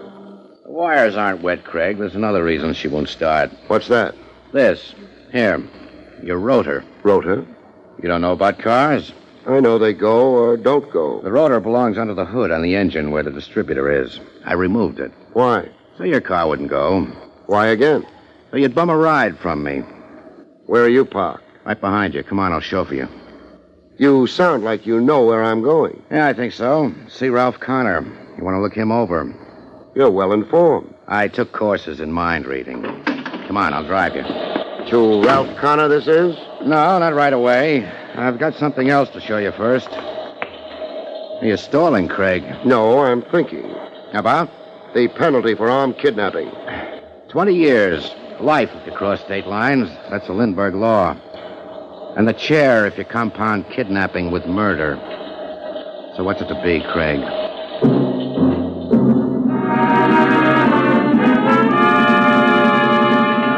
I'd been grabbed at gunpoint before, but this one had a new wrinkle. No violence, no dent in my skull, no impulsive ride to the country. Just a short ride over to Queens, to a roadhouse you had to shove your way into.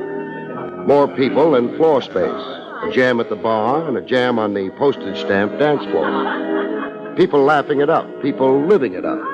Look over the dance floor. You see something? Yeah, sweat and suffocation. No, I mean faces. For instance, over there, the brunette swooning all over the He-Man in the plaid shirt. You see her? I see her. You know her? Brenda Connor, my client. Well, that ends my mission. So long, Craig. You're on your own now. Buster, wait. Yeah, Craig? The plaid shirt with my client. He's not Ralph Connor. Married folks don't spend time here with each other. No, he's Chris Cantura. He's a tennis player. A tennis player? Love matches in the hot afternoon sun and love matches under hot blue lights with slender ladies with fat checkbooks. Is this why you brought me here? To show you a two-timing wife so you discount half to 90% of what she told you. Look, as long as we're talking... I've said all I want to. So you won't knock yourself out identifying me when I'm gone. Here's my card. So long again. The card he'd left with me read, Mike Hassick, private detective. The guy who'd put the polite snatch on me was a private eye.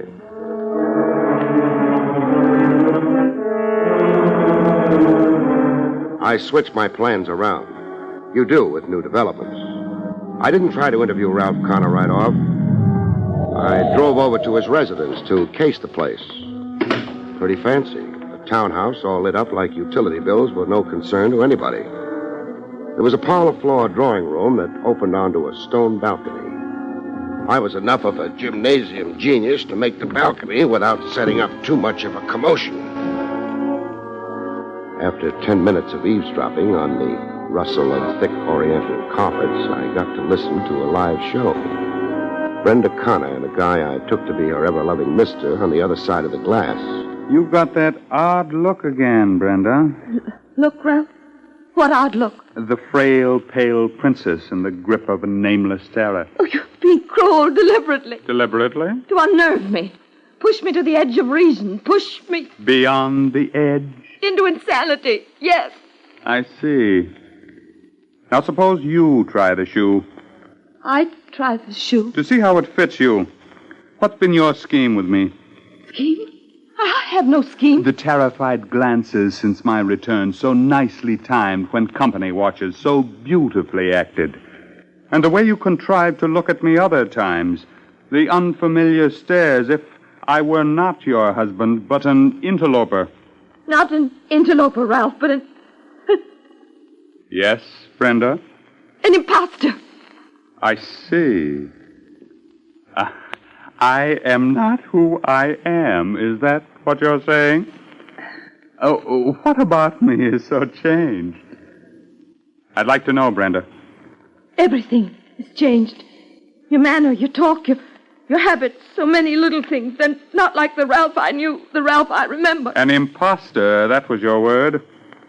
Do you then really think I am not Ralph Connor? That I am somebody else? Some diabolical somebody else playing at being Ralph Connor? I don't know. I don't know. It was time to get off the balcony and make a more formal entrance into the life of Ralph Connor through the front door. I started to do same when I had a mishap. Cute word, mishap. It can mean anything. It can mean a tear in your trousers from an unexpected nail. It could mean a ton of brass landing on your head. In my case, it meant the last mentioned. A ton of brass. Ooh! It fell from a height, from upstairs somewhere with cannonball speed. What? Who? I was too sleepy to care. I just lay down.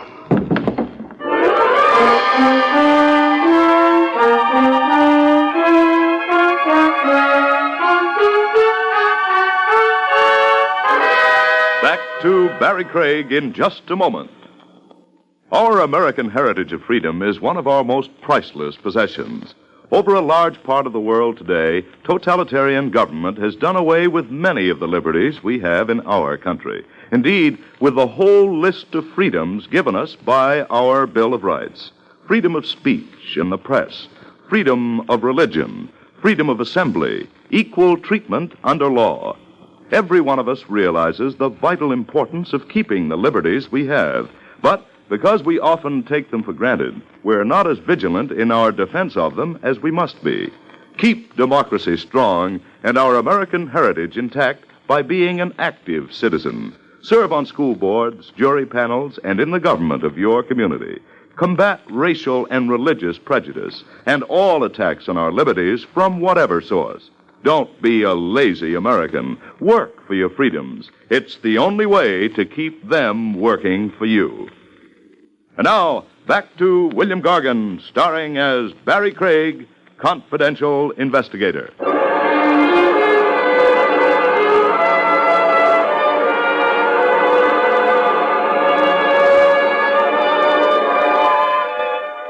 One thing about consciousness, it always returns sooner or later.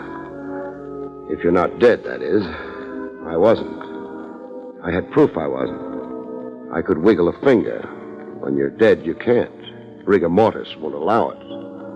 I was on a couch with a guy slapping cold compresses on my forehead. A guy with nice eyes and an easy smile and wearing a rain slicker indoors. He was the private eye, Mike Hassick. Able to get up now, Craig? I'm up. What hit me? A flower pot, solid brass. It was on the window ledge, 3 flights up. It fell? No. Oh, it was dropped on me. That's right. By whom? Me. You're working for the Mr. Ralph Connor? That's right. An impersonator. Stand in for the real article. If you want to believe a wacky two-timing wife. I see. Who owns all the loot in the family? So don't answer it. I can guess the way it shapes. My client, Brenda Connor, does. Your client hasn't got a dime. That stuff about Ralph Connor being an impersonator is the malarkey, Craig. Maybe, but answer me this. Can a man who's been right-handed to the age of 40 suddenly turn up left-handed? But don't answer it, Hassick. Think about it while I'm busy somewhere else. You're going to heckle Connor? Maybe. Oh, Hassick. What? Come here to the rear window a minute. Yes? What's outside? The yard. Yeah, it's a backyard. Not much of a drop. Only 10 feet, I'd guess it to be. 10 feet? So what? So one of us has to be discouraged. You've had your whack at me. Now it's turnabout. Craig, let me go. Put me down. Put you down? Sure. Exactly what I intend doing.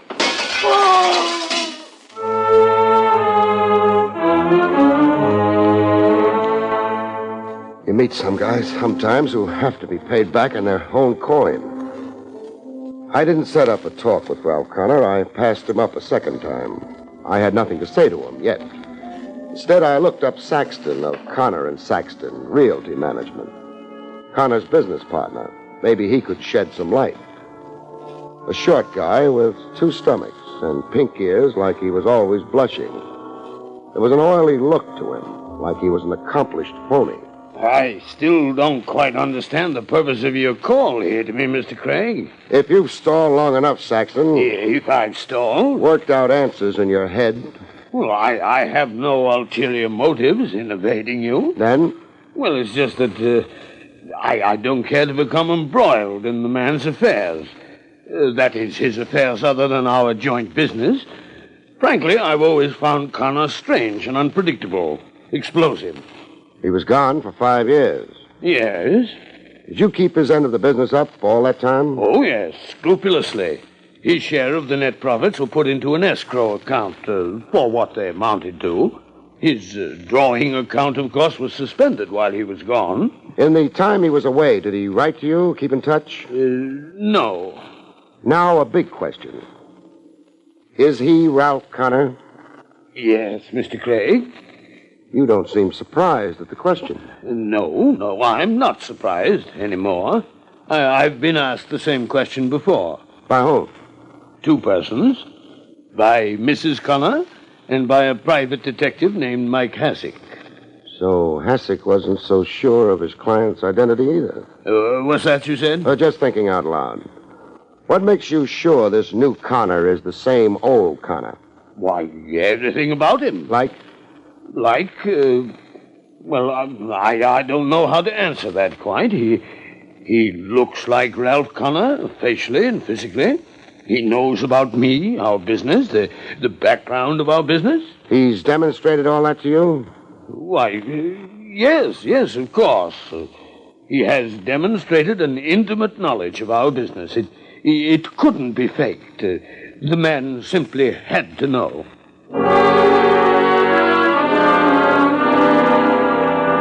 Connor was Connor. Only thing, Saxton didn't sell me the notion convincingly enough. I double-checked on Saxton's truthfulness by applying some heat to the office bookkeeper of Connor and Saxton. Why, Mr. Saxton told you outrageous falsehoods. Outrageous! He didn't ring true to me too much. Good I got to you, Mr. what's it again? Pippet. I'm the one to tell the truth. Oh, that's peachy dandy. But get around to telling it. Well, now, Ralph Connor, the new one, he's a queer one. Meaning? Well, when he came back after being away all that time, he didn't know my name. He kept calling me Pippin and Poppin. Pippin and Poppin, mind you, and it's Pippet, like it's always been. Pretty staggering. And then about the business, he didn't know about the old Cameroon account. He didn't, huh? The biggest account in the Connor Saxton agency, and he didn't even seem to know he had it. Like this wasn't his business. What else? Well, his easy way about money. Tipping me $1 when he sent me out for coffee. The old Ralph Connor only tipped 5 cents. Is the new Ralph Connor also easy about money in other ways? Business ways, for instance. I don't know what you mean. I mean, like not asking for an accounting from Saxton to cover the 5 years Connor was away. Well, then, there never was an accounting. And Mr. Connor never yet asked for one. Well, you'd know that. You're the bookkeeper. Oh, yes. I'd be the one to know, all right. Is there an escrow account with Connor's share of the profits of the last 5 years in it? Oh, no, there's no escrow account. Well, were there any profits the last 5 years Connor's been away? Oh, yes. Good profits. Business has been very good. How good were the profits? Well, I couldn't say without going over the books. $50,000? Is that close to it? It isn't far from it. And a sharpie like Saxton would have reason to play ball with somebody not the real Connor, but an impersonator. Keep all the accumulated business profits, so long as the new Connor didn't stick his hand out or yell for the DA. Well, I'm afraid now you're getting too deep. Forget it. You've been a great help. You can go back to your books now, Pippin. The name is not Pippet. Oh, my mistake, Poppin. It's Pippet.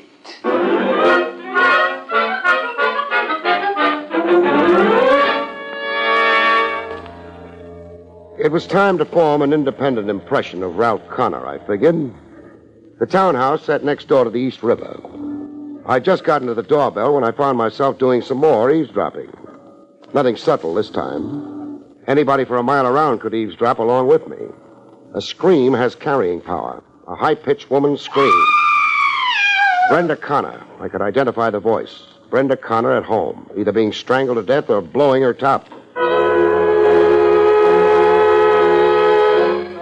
Inside the house, I didn't get to see my screaming client. She was in her room behind locked doors. The husband, Ralph Connor, told me the melancholy facts. Or do I mean the melancholy fiction? Brenda is in there in her room with her doctor. Doctor who? Does that matter? It matters. I'm jotting it down in my notebook. Mrs. Connor is my client. Dr. Phipps. 275 Dartmouth Street, if you also want the address. Phipps is Brenda's own physician. I get your emphasis. When can I see Mrs. Connor? I don't know. She's under restraint. Restraints meaning? She's had a nervous breakdown. All of a sudden? No, my wife has a history of, say, emotional instability. Hallucinations, compulsive behavior, a fascination for unsavory places and people. That's a careful reference to the roadhouse and tennis Adonis. Mike Hassick made sure I'd see. Yes, so that you'd be aware of all the facts. This emotional instability in Brenda, it's one of the reasons I left her 5 years ago. I've had all I could stand of hysteria. You make a glib case of it. It's the truth. What happens to Brenda Connor from here on? Hospitalization. It's not the first time Brenda has been confined before. And cured? Evidently not, as this new breakdown shows. Comes the time she's declared mentally incompetent. Who gets her money? That is an impertinent question. I'll answer it. You do. You step into her estate. I'll even bet you've already got the petition before the court with Dr. Phipps' affidavit pinned to it. I don't care to dignify this nonsense any longer, Mr. Craig. So if you don't mind, good night. On the street, I had an encounter with a guy who was making a habit of it. Stop a minute, Craig. What for, Hassick? A talk. Friendly talk. With a gun in my ribs? The gun's for my own protection. You play too hard. So do you. I have to. I'm in it for the cabbage, just like you. Speak only for yourself. You'll change your mind. $100,000. We split it down the middle. Who gives it to us? Connor, if you don't spoil it for him. Keep talking. Connor is a phony, an impersonator, like you said. The real Connor, he probably knocked off somewhere, the way I figure it. But none of our business. Now, this Connor grabs the wife's estate. We let him. You let him. Then the bite. He pays us off. We own him. You're sure of your facts? I checked. I sized everything up. Connor's a fake, a smart fake, and the winner. Let's win with him, okay? Why did Connor hire you in the first place, Hassick? To follow his wife around, report on who she saw, spent time with, that tennis player, you. So, now tell me, are you playing it smart along with me? What do you think? I think you are. Sure you are. What have you got against money? I played it smart, the poor man's way. I didn't go home and let Connor play out his scheme. I went back to Connor for a closer look at his scheme. You've become a frequent visitor, Mr. Craig. Every 10 minutes. I realized out on the street that I'd said things in here to you that were out of line. I'm sorry. Forget it. Thanks. I can see now what a screwball Mrs. Connor is and how I went for the bunk. The only thing...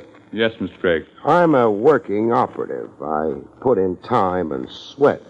I've had expenses. Oh, I see. You've got a bill, and you're wondering how you're ever going to get paid. That's it. It's no obligation of yours, I know. Oh, nonsense. I'll pay Miss Connor's bill. In fact, I'll make out a check right here and now. How much is it, Mr. Craig? Well, 100 will about cover it. $100. Very well. Here you are, Mr. Craig. A $100 check for you. It means more to me than you think, Mr. Connor. Oh, you don't have to thank me. The money's due you. But I didn't mean it like that. Guess again, Connor. I frankly don't understand you. I'll explain myself. You wrote out a check, and you also wrote out a confession. A confession? You're right-handed. You wrote that check out right-handed. Like Ralph Connor should, since he was always right-handed. Look here, Craig. Let me finish. But you've been deliberately left-handed. for Mrs. Connor's benefit, since you came back to her. To confuse her about you, start her doubting your identity. See you as an imposter, but never be sure, until she went out of her mind like she has. Well, you can't prove a thing, Craig. All kinds of tricks like that, to play on her imagination. You thin down, change your known habits and clothes and foods, your style of talk. All to make an already unstable woman a screaming lunatic. Have her declared mentally incompetent so you could take control of her money and her estate. How big is the estate, Connor? Big, I'd judge it to be. No end of money. It has to be a fabulous grab to rate your fancy technique in crime. I say again, you can't prove a thing. Because you're really Ralph Connor, huh? And can prove it. Birth certificate, relatives stuck somewhere, fingerprints. That's what you're gambling on. Why you're so cocksure. You're immune, you figure. Win or lose, you can't lose. Since you're really not an impersonator, but the genuine article. Get your hat anyhow, Connor. My hat? Where are we going? To the district attorney's office to see what charge he can fit to your kind of cute scheme. Offhand, I'd say conspiracy. But what do you bet the DA finds a few more in the book?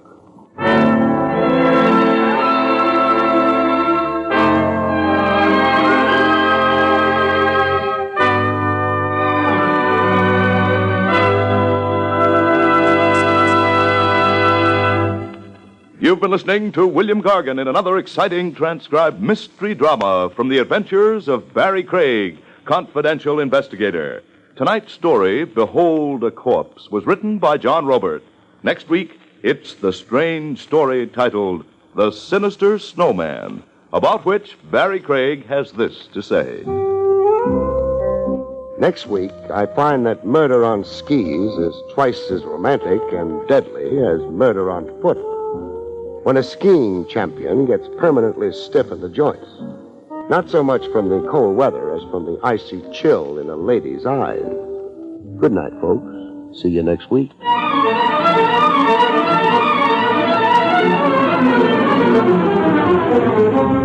Bromo Seltzer, famous for fast relief of headache and upset stomach, and the National Broadcasting Company have brought you Barrie Craig, Confidential Investigator, starring William Gargan. Featured in the role of Brenda was Barbara Weeks. Carl Caruso speaking. William Gargan, an acting career very promising, cut short by throat cancer. He lived a good long life, but he couldn't act anymore. Sadly, 71 years ago, March 1st, 1953, Barrie Craig Confidential Investigator here on Classic Radio Theater with Wyatt Cox. A scarier show than Lights Out. And this is Ernest Chappell's Quiet Please, an episode from 76 years ago, and that comes up next here on Classic Radio Theater with Wyatt Cox.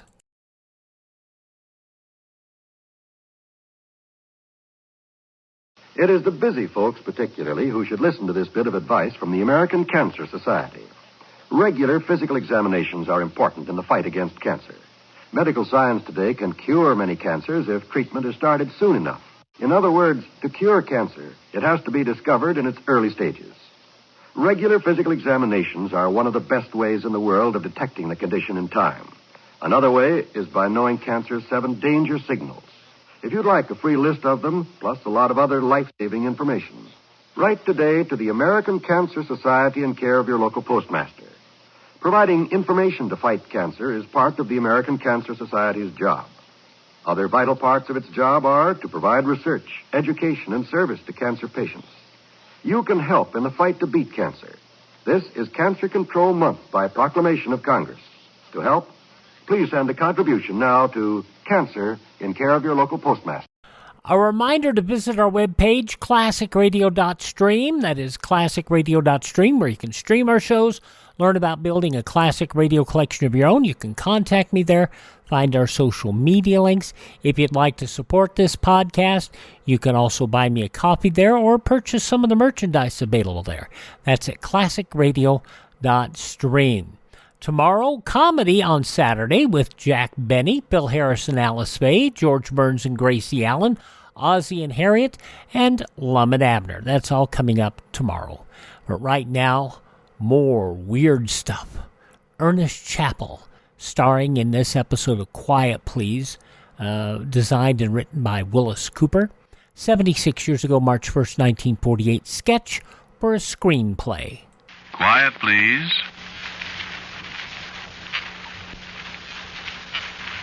Quiet, please.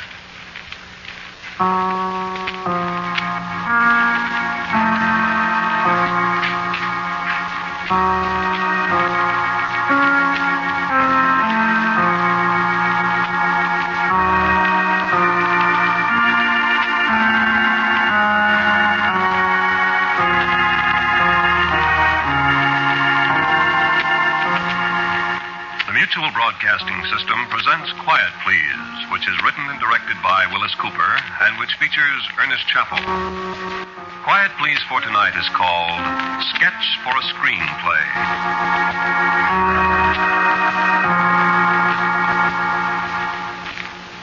I got to thinking this afternoon about Hollywood. There's a lot of people who don't care much about Hollywood, and I suppose they've got a right to feel any way they want to. But me, I always sort of liked the place. Not Hollywood, the town especially, but what people in pictures think of as Hollywood. All the way out to Fox and Metro and the Selznick lot. All the way back to Paramount and RKO and Columbia. Out to the Valley to Universal and Warner's and Republic. It's all Hollywood to picture people. Even Hollywood itself. I wonder if the loafers still clutter up the sidewalk outside the It on Vine Street. I wonder if the hardest working newsboy in the world is still on the corner of Hollywood and Vine. Wonder if Roland's still at the parking lot back of the Equitable. And that bartender at the Derby that always used to put the bite on you for $50. Hollywood Boulevard at Christmas time. Santa Claus Lane with the gold and silver trees and the lights. And in the summer, when it's 11 o'clock in Hollywood, but it's 3 o'clock in New York, that makes it time to have a bottle of Carte Blanc in the bamboo room. Yes, you get quite sentimental over Hollywood. Especially when you're not there. And you're not ever going back. I got to thinking about a screenplay this afternoon when I was thinking about Hollywood. No, it isn't written. I doubt it ever will be written. But I amused myself all afternoon thinking about it. Walking over to Harry's office with a batch of pages under my arm that Lillian had just typed up all nice and neat on the yellow paper. Maybe Milk Grocer Norman Foster would be strolling back to the writers' building, griping about changes their producer wanted, and bring it back at 3 o'clock, boys. Then Harry would be sitting there with his feet on the big desk, drinking Coke. How many times? How many times? So sit down in a big easy chair with the light in your eyes. And after a while, Harry finishes his Coke and takes his feet down and shuts his eyes. All right, what you got, Fred? I just got a few pages, Harry, just the opening, you see. Only a few scenes, but I think it sets the mood of the thing. Go ahead, let's hear it. Read it to me. All right. Long shot, the Chateau Park, summer, day. Shooting from a height toward the chateau itself, which stands at the edge of the woods where the low hills rise against the horizon. In the foreground, near a formal garden in the center of which a fountain plays, is a marble statue of a Greek goddess. And through the trees behind the chateau, we can dimly see other sculptured figures.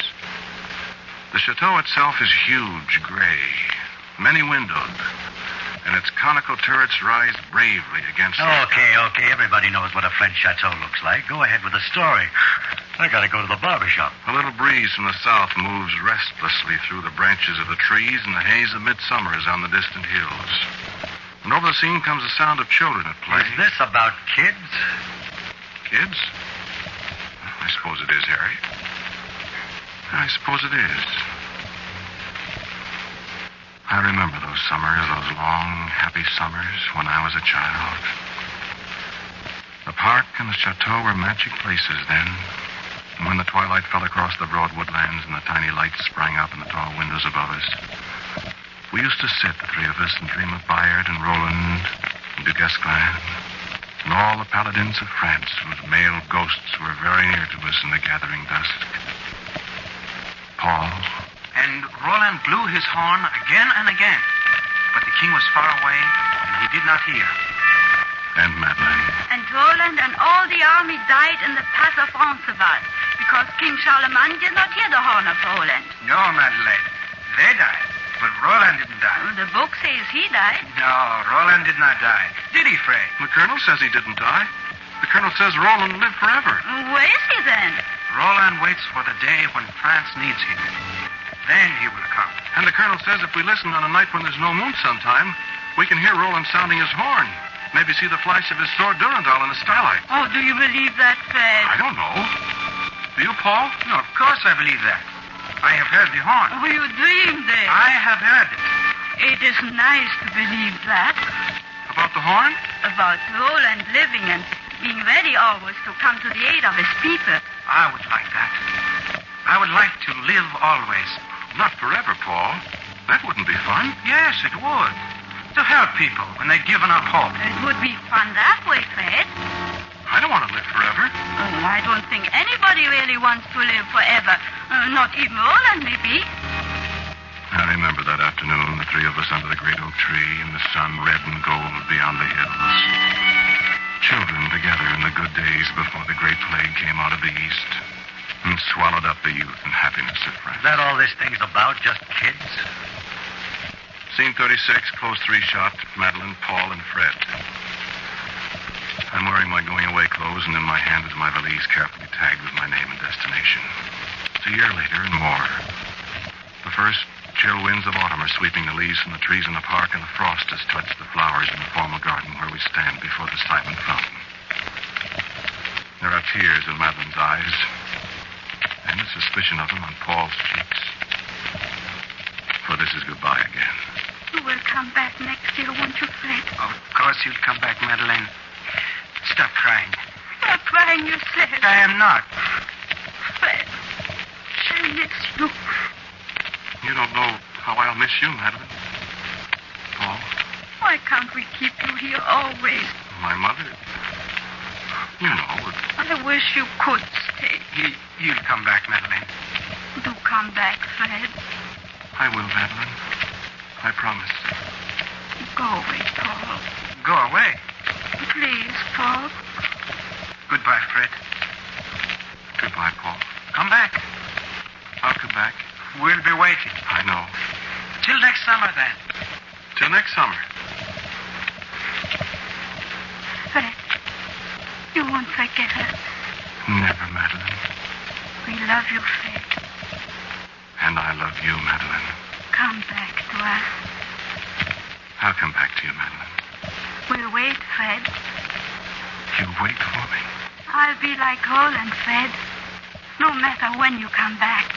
100 years from now. I'll be waiting.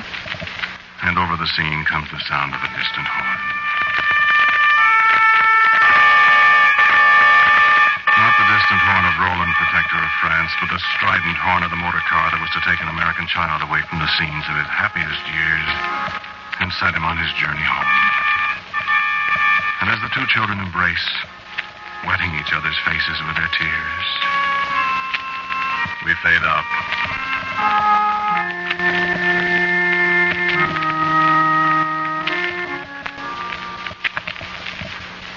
And then I thought of the next few years. Fade in. New York Harbor and the Statue of Liberty. Dissolve to a confused, tearful greeting at the pier. Close up. A preoccupied, garrulous mother. And close up, an embarrassed, preoccupied stranger called father. And moving shot, a train streaking westward in the night. And montage, a sad-eyed boy staring out of a train window, a fountain playing in a formal garden in the sunlight. Cone-shaped towers against an evening sky. A girl waving goodbye from the iron gates of a chateau in France. A giant figure in armor brandishing a golden trumpet.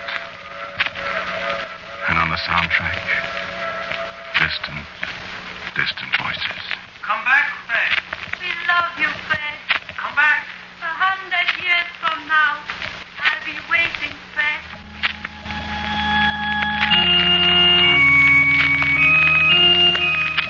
Let me see that script, Fred. Go ahead. Read it, Harry. Insert. diploma from the University of Illinois. Know ye all men by these presents that Frederick Arthur, Bachelor of Arts, seal of the university. Full shot, city room, daily newspaper. As Fred enters the room, the camera follows him to the desk of the city editor, where he stops respectfully.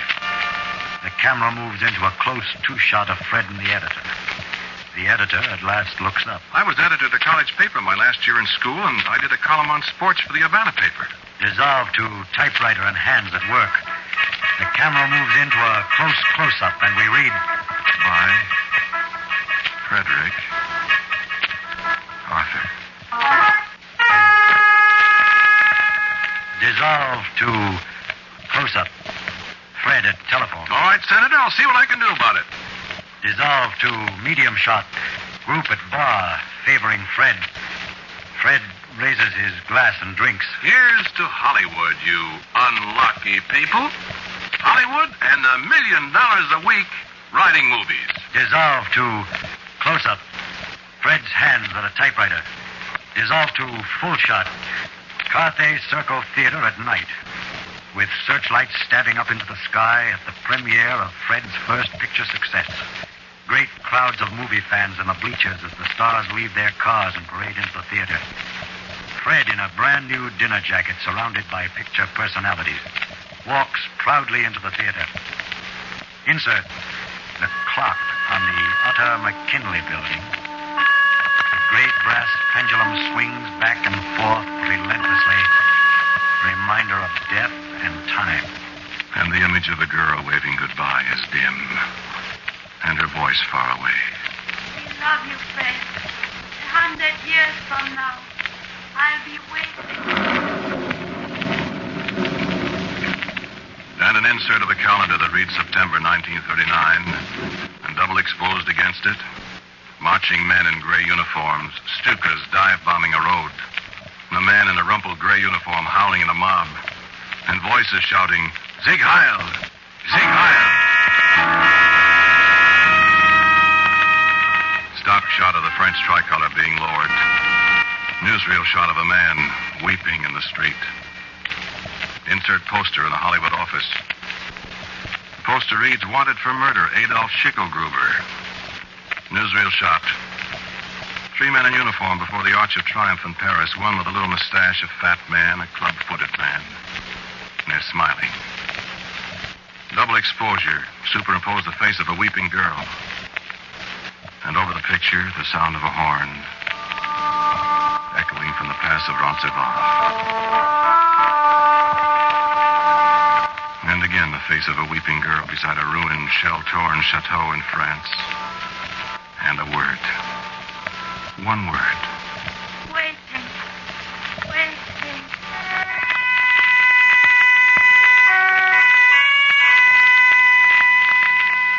Now, a stock shot of the studio gates closing from the outside and a quick montage of a raised hand of a train full of soldiers in new, ill-fitting uniforms. A long line of men and a doctor with a needle. Marching men again, and a tower, and airplanes idling in a broad field. That was the old 501 at Lawson Field, the first of the airborne, the men who rode the storm. Bill Ryder and Bill Yarborough, first lieutenants, and Colonel Bill Lee and Bill Miley. Men with high jump boots and the curled-up wings of the paratrooper above the left blouse pocket. The tower, and hanging face down in your harness and sweating out the ground. And jumping from the mock-ups and learning how to land. Endless hours packing parachutes. And nights across the state line of Phoenix City, beer and shooting galleries, and a shout of Geronimo when the MP showed up with a pickup. Sweating out the ground on the first jump. The jump master's voice over the roar of the plane. Stand up! Hook on! Checking the chute of the man next to you while the next man tried all the buckles, patted all the bulges on your pack. And the jump master again. Go! And a clatter of heavy jump boots on the metal floor and men flinging themselves into the green space outside and the sudden emptiness of the plane. And then your hands against the side of the door and a jerk that set you spinning. And then silence and the plane scudding away and the all-alone feeling with nothing to hold you up but a canopy over your head. No heaviness, no weight, nothing. Freedom. the green earth rushing up at you, and the sudden vision. A girl's face in the blue above you. Wait, then. And the ground and the chute dragging you till you yanked the bottom shrouds and it fluttered down. Behind you, Bill Ryder yelling, "Get out of that harness! You're infantry again!" And the good feel of a Tommy gun in your hands and the earth underfoot. And somewhere a horn calling you. And slowly, the scene fades out. Long shot. Port of embarkation. Staten Island. Night. An ice-covered ferryboat struggles across the blacked-out harbor to the end of the pier, and soldiers hurry up the gangplank to the dimly lighted interior of the pier. A voice calls out a man's last name. He answers with his first name, and up the gangway to the bowels of the ship. Jump boots on the companionway ladders. Jump boots dangling from the upper tiers of the bunks. Lights, warmth, and great pots of coffee. Dissolved to long shot, convoy, day. A dozen ships wallowing in the bitter North Atlantic swell and a grim gray cruiser standing hardly in their wake. And a horn, sounding desperately across the heaving ocean.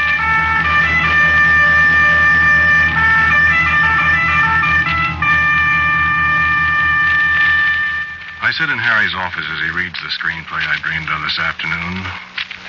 He look up at last, but he doesn't see me in the easy chair with the light from the window in my eyes. I know what Harry sees. Harry sees the boy that looked like him. The happy, talkative kid that was Harry Jr. The boy that I last saw here in the office when he was talking about how USC was going to beat Notre Dame next Saturday. And I know what Harry's thinking of. He's thinking about a laughing, talkative young Marine corporal who made one too many landings with the Raiders.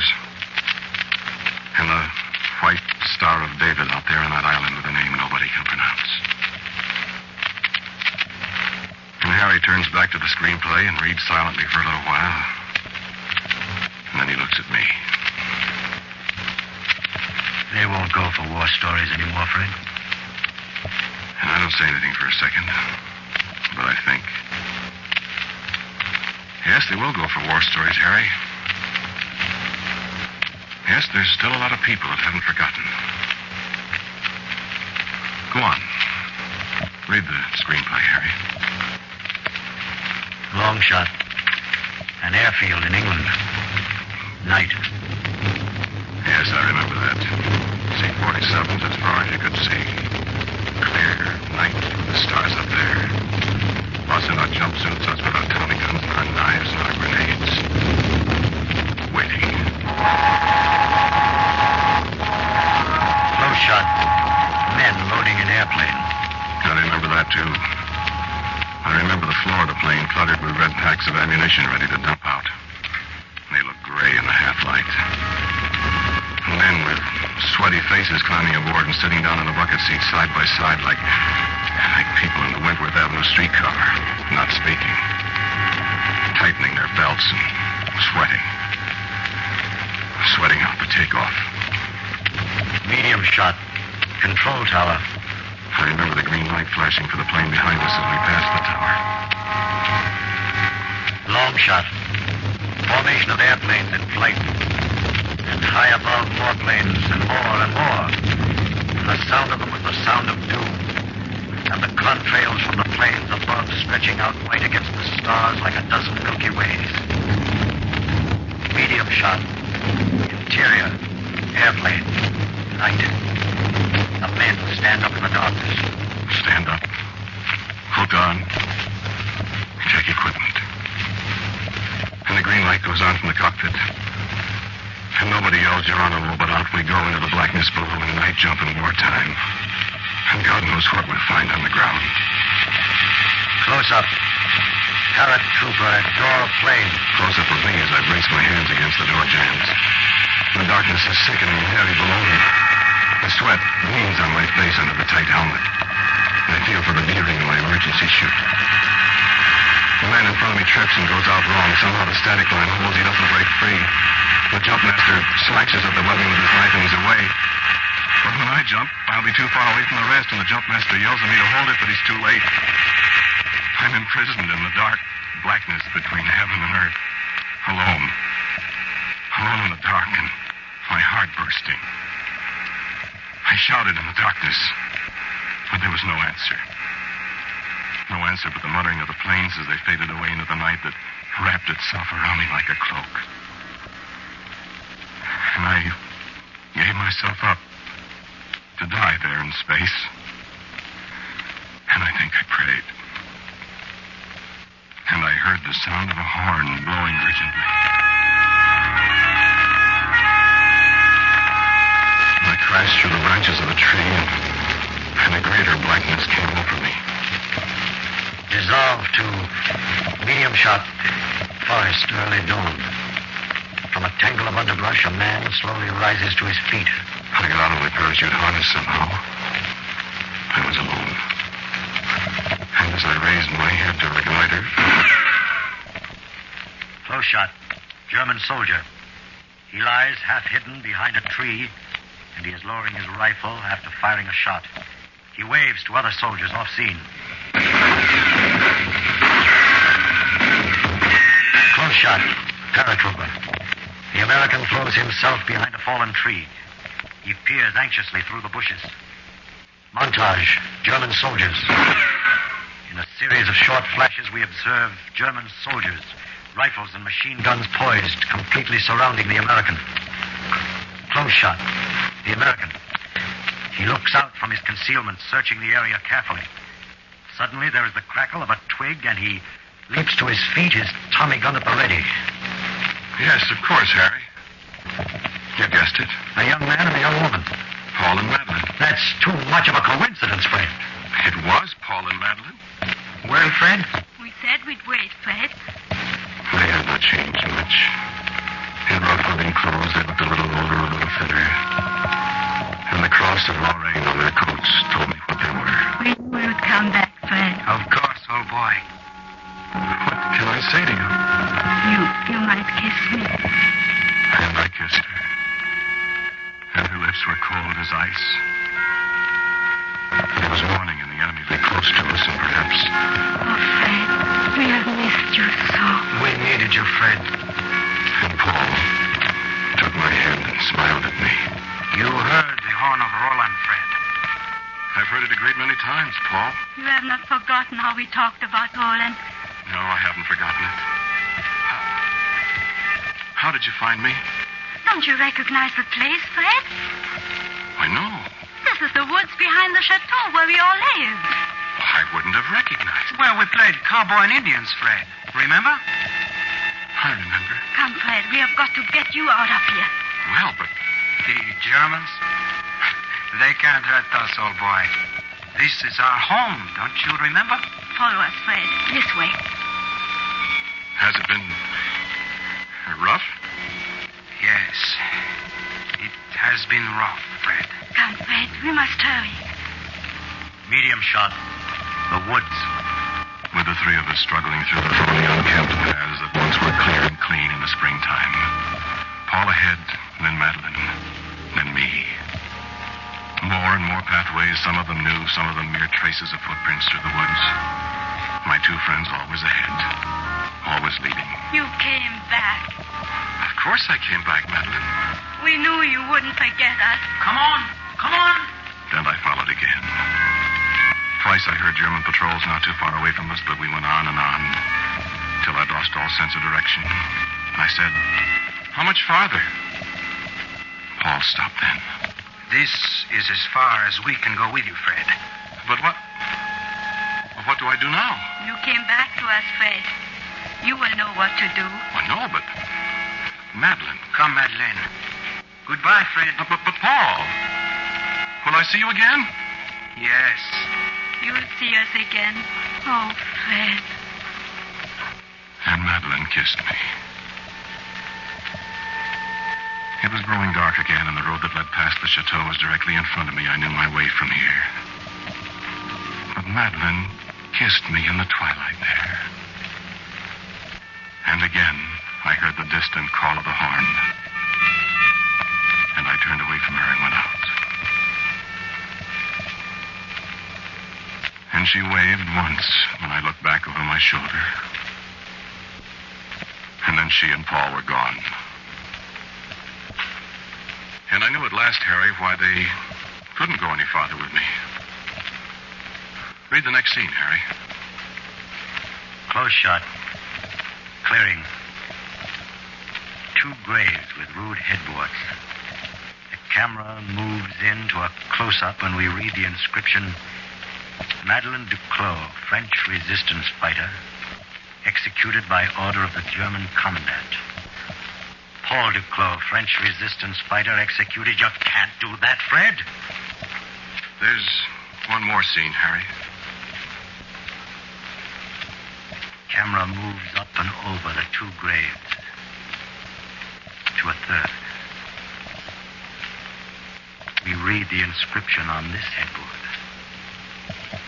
Private Fred Arthur, American parachutist, killed in a single-handed attack on the headquarters of the German commandant. And over the scene comes the sound of children at play. Madeleine and Paul and me.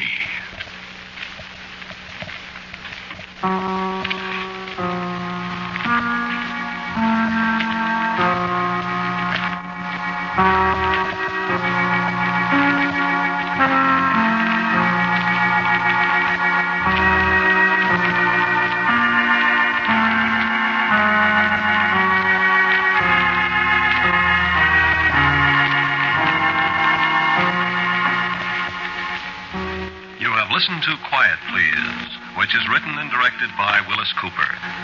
The man who spoke to you was Ernest Chappell. And Lotta Stavisky was Madeleine. Paul was Frank Thomas. Harry was played by James Monks. The original music for Quiet, Please, as usual, is composed and played by Albert Berman. Now, for a word about next week, here is our writer-director, Willis Cooper. My story for you next week is called Send Not to Know, which is a quotation that you already know half of. If you don't know the rest of it, you will next week. And so, until next week at this time, I am quietly yours, Ernest Chappell.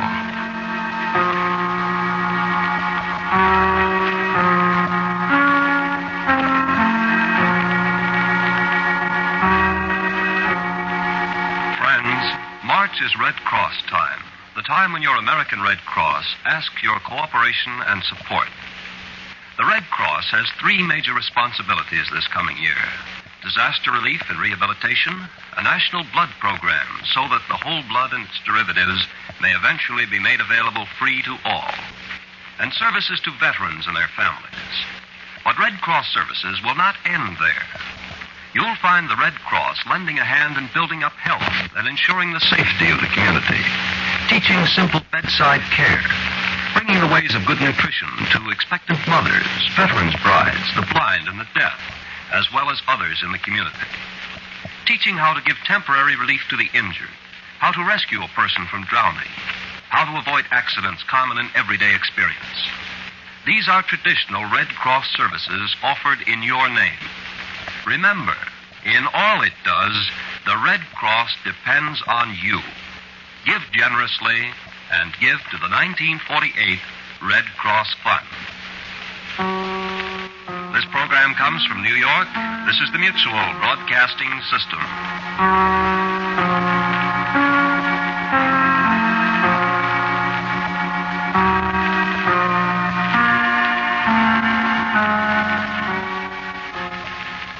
Quiet Please was a show that did not get preserved very well. As such, some of these wonderful shows are absolutely horribly recorded, and as I said, the transcription discs were not preserved very well, and as such, we don't have great copies of the show, but I think they're exciting enough to be heard and unique enough to be heard. 76 years ago, March 1st, 1948, Quiet Please here on Classic Radio Theater with Wyatt Cox. Up next, Captain Midnight.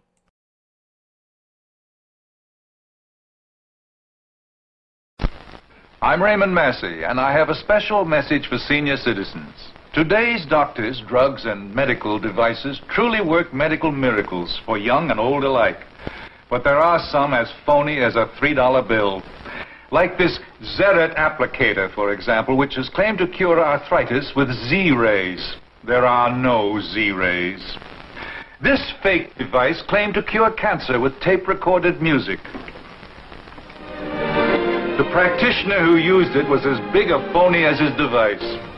A doorbell doctor sold this food supplement to treat 42 diseases. It has nothing of value that's not contained in the food you buy at your supermarket. Investigate before you invest in health services or products. Help stamp out quackery. This has been a public service announcement from the Food and Drug Administration in cooperation with this station.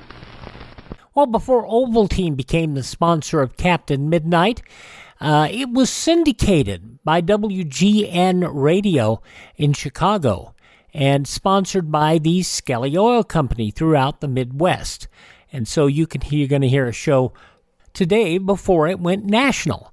This is from 84 years ago, March 1st, 1940. Captain Midnight and the Secret Airfield.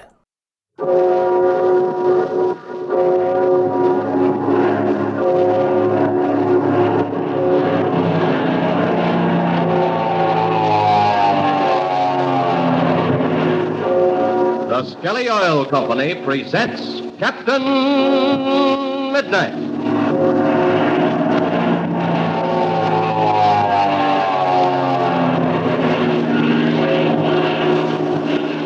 Captain Midnight, brought to you 3 times each week by the Skelly Oil Company, Skelly Choppers and Dealers. But first, fellas and girls, I have a confession to make. The other night, when I first told you about the sensational new free offer we're making on this program, I'd never actually seen Captain Midnight's big 3-color airline map of the United States that we're offering free to every member of the 1940 Flight Patrol. But today I saw it. And say, fellas and girls, let me tell you, it's a beauty. Why, it's so exciting and interesting and packed full of important information about aviation that I simply can't tell you what a big thrill I know it will give you. You see, this is not an ordinary map. It's something absolutely new and different from anything you ever saw. It's never been published before in this form, and it's not for sale anywhere. It's printed in 3 beautiful colors, and it's big. It's 11 inches high and 17 inches wide, and it comes to you absolutely flat, without any folds or wrinkles in it, so you can put it right up on the wall and keep it that way. Now, here's what it contains. First, there's the official airline map of the United States, showing every major airline in America, just where they fly, what cities they serve, and all about them. By just glancing at this map, you can tell the names of all the airlines flying in and out of any important city in the United States. But that isn't all. Around the edge of the map, there are pictures and descriptions of the most popular commercial transport planes in use today.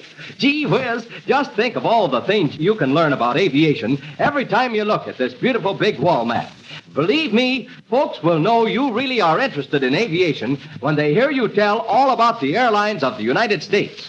But now listen, here's how to get your very own airline map of America absolutely free. Just stop at your Skelly service station and show your Skelly man your Flight Patrol membership card the next time you're out riding with Mother or Dad. Why, maybe they'll drive you over there tonight. Simply show your Skelly man that you're a member of the 1940 Flight Patrol, and you get your big free map right on the spot. And if you're not a member yet, tell your Skelly man you want to join. He'll make you a member so you can get your free airline map right away.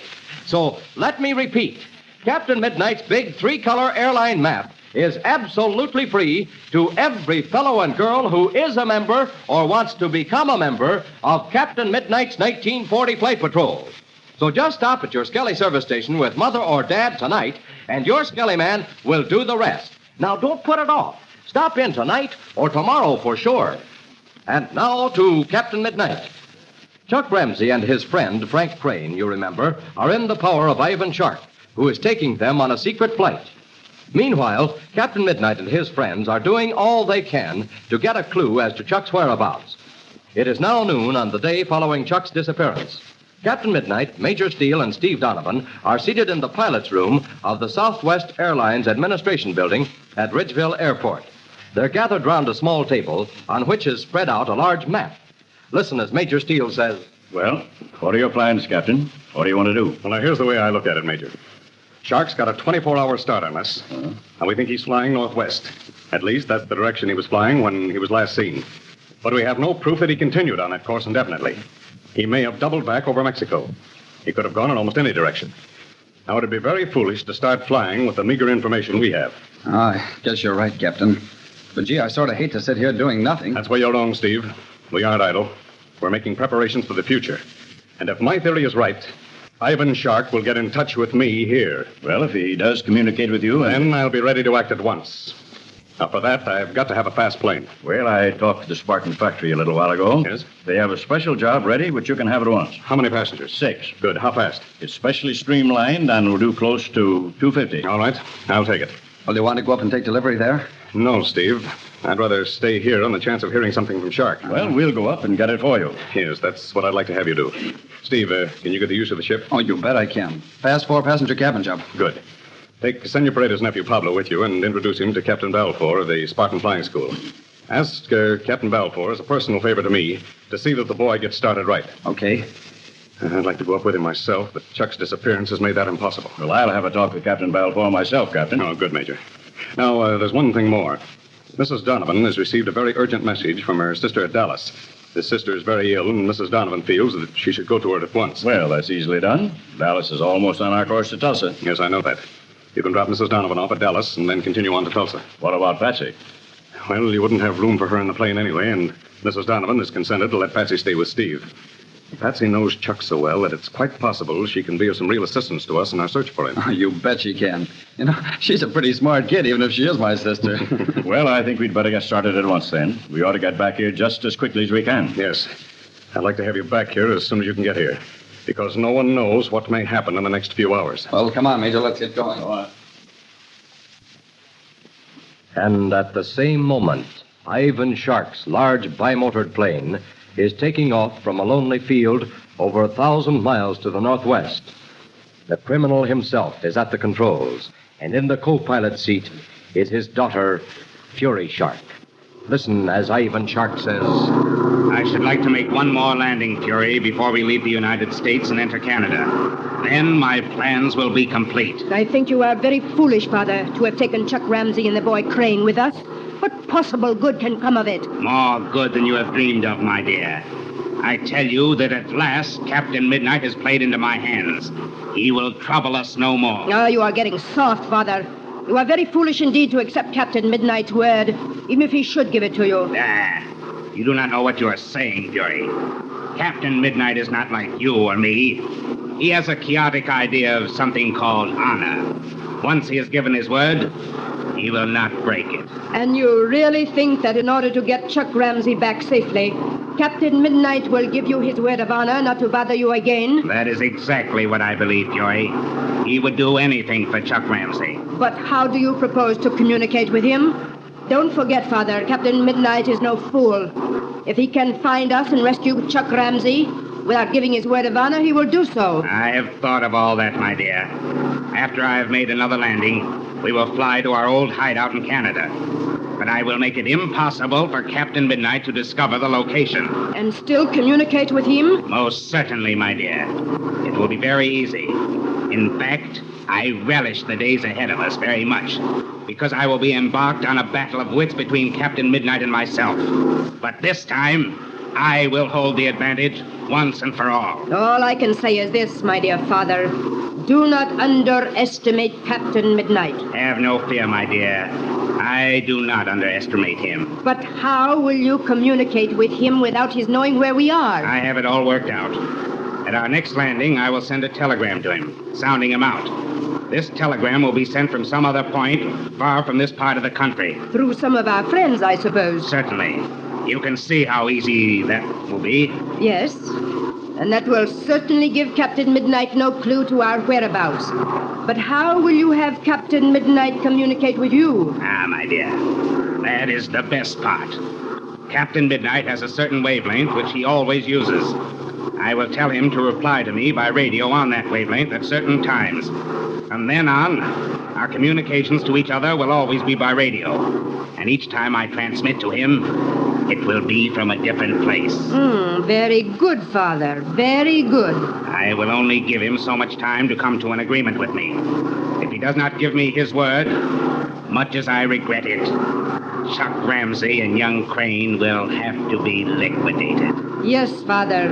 And we must not hesitate when the time comes. There shall be no hesitation, my dear. It shall be done and done quickly. Then we will leave for another part of the world. I am very curious, Father, to see how this struggle with Captain Midnight will come out. I do not believe he will make the bargain with you. But we shall see. Yes, Fury. We shall see. We shall see. Hours have passed, and our scene changes to Ridgeville Airport. It is now late in the evening, and Captain Midnight is talking to Patsy Donovan. A plane has just landed and is taxiing toward them. Let's listen as Patsy says... It is Captain Midnight. I'm sure it is. Yes, it looks like a Spartan, all right, Patsy. I guess it must be Steve and Major Steele. Isn't it a beauty? Gosh, look at those trim lines. I'll bet it can sure make time. Well, it must have made time to allow Major Steele and Steve to get here this quickly. Why, look, Captain Midnight. I only see one person in the cockpit. Maybe it isn't Steve and Major Steele after all. Oh, I'm sure it's a Spartan, Patsy. It has the Spartan lines, and it's a 6-passenger cabin plane. Well, we'll find out in a second. It is, Steve. I'm sure it is. But I don't see Major Steele. Yes, that's Steve, all right. I wonder what could have happened to Barrie. Hey, Steve. Steve, here we are. Where's Major Steele? Hi there, Patsy. Hello, Captain Midnight. Glad to see you back, Steve. Where's Major Steele? Just a second, I'll be with you. I shut off the gas, I taxied up, and the engine ought to conk out any second. Right. That's strange. I wonder why Major Steele didn't come back. I wonder if something's gone wrong. No, I don't think so, Patsy. Oh, there. Steve will be with us in a second. Yes. Where's Major Steele, Steve? Well, when we got to Tulsa, Major Steele found an important message waiting for him from Washington. Yes? He took the first airliner out of Tulsa, headed east. He said he'd get in touch with you later. Oh, I see. I guess something very important must have come up. Well, it can't be helped. We'll fight this thing through ourselves. Say, have you heard anything from Chuck? No, not a word, Steve. Then I'm not surprised at that. Undoubtedly, Shark has certain plans, certain precautionary measures which he has to take. Yes, I guess you're right, Captain. Well, what do you think I better do? Shall I put the Spartan into the hangar? We can't leave it out here very long. No, wait, I was just thinking, Steve. I'll tell you what I think Captain Albright, telegram for Captain Albright. Oh, listen. Do you hear that? Captain Albright, telegram for Captain Albright. Say, that's the kid from the airport telegraph office. Hey, kid, here's Captain Albright. Okay. Are you Captain Albright, sir? Oh, yes, I'm Captain Albright. Here you are, sir. Sign here. There you are, son. Oh, thanks an awful lot, sir. Is it news of Chuck? Yes. Just as I suspected. It's signed Ivan Shark. Well, Ivan Shark has made the first move in his battle of wits with Captain Midnight. It's now up to Captain Midnight to make the second. But what will Captain Midnight's move be? Thrilling adventures are ahead. Don't miss them. Tune in to Captain Midnight. A few minutes ago, I said that if you wanted to get one of those beautiful big 3-color airline maps of the United States, and you were not yet a member of Captain Midnight's 1940 Flight Patrol, that you could join up now and get one anyway. Now, here's how to do that. You just stop at your Skelly service station with Mother or Dad when you're out in the family car tonight, tomorrow, or Sunday. Your Skelly man will enroll you as a member and see that you get your Flight Patrol membership card, your spinning Flight Patrol membership medal and pocket piece with the secret password, and he'll give you your big 11 by 17-inch wall map of the airlines of the United States, too. All absolutely free. Remember, it doesn't cost you a cent to join, and everything, including your official airline map, is free. So whether you're already a member or whether you're just joining now, stop at your Skelly service station and get your free airline map of America tonight. And don't forget to tune in again Monday, same time, same station, for further transcribed adventures of Captain Midnight, brought to you by the Skelly Oil Company, Skelly Jobbers and Dealers. So Ivan Shark has actually sent a message to Captain Midnight.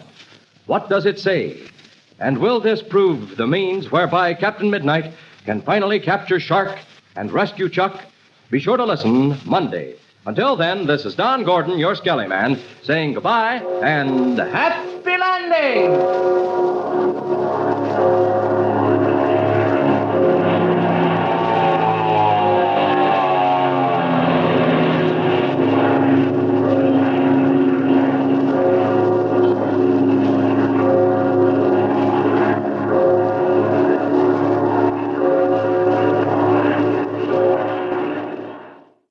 There you have it, 84 years ago, March 1st, 1940. Captain Midnight here on Classic Radio Theater with Wyatt Cox. Visit our webpage, classicradio.stream. Tomorrow, comedy with Jack Benny, Phil Harrison, Alice Faye, George and Gracie, Ozzie and Harriet, and Lum and Abner. So we'll see you tomorrow. Have yourself a great Friday, won't you, and a great weekend ahead.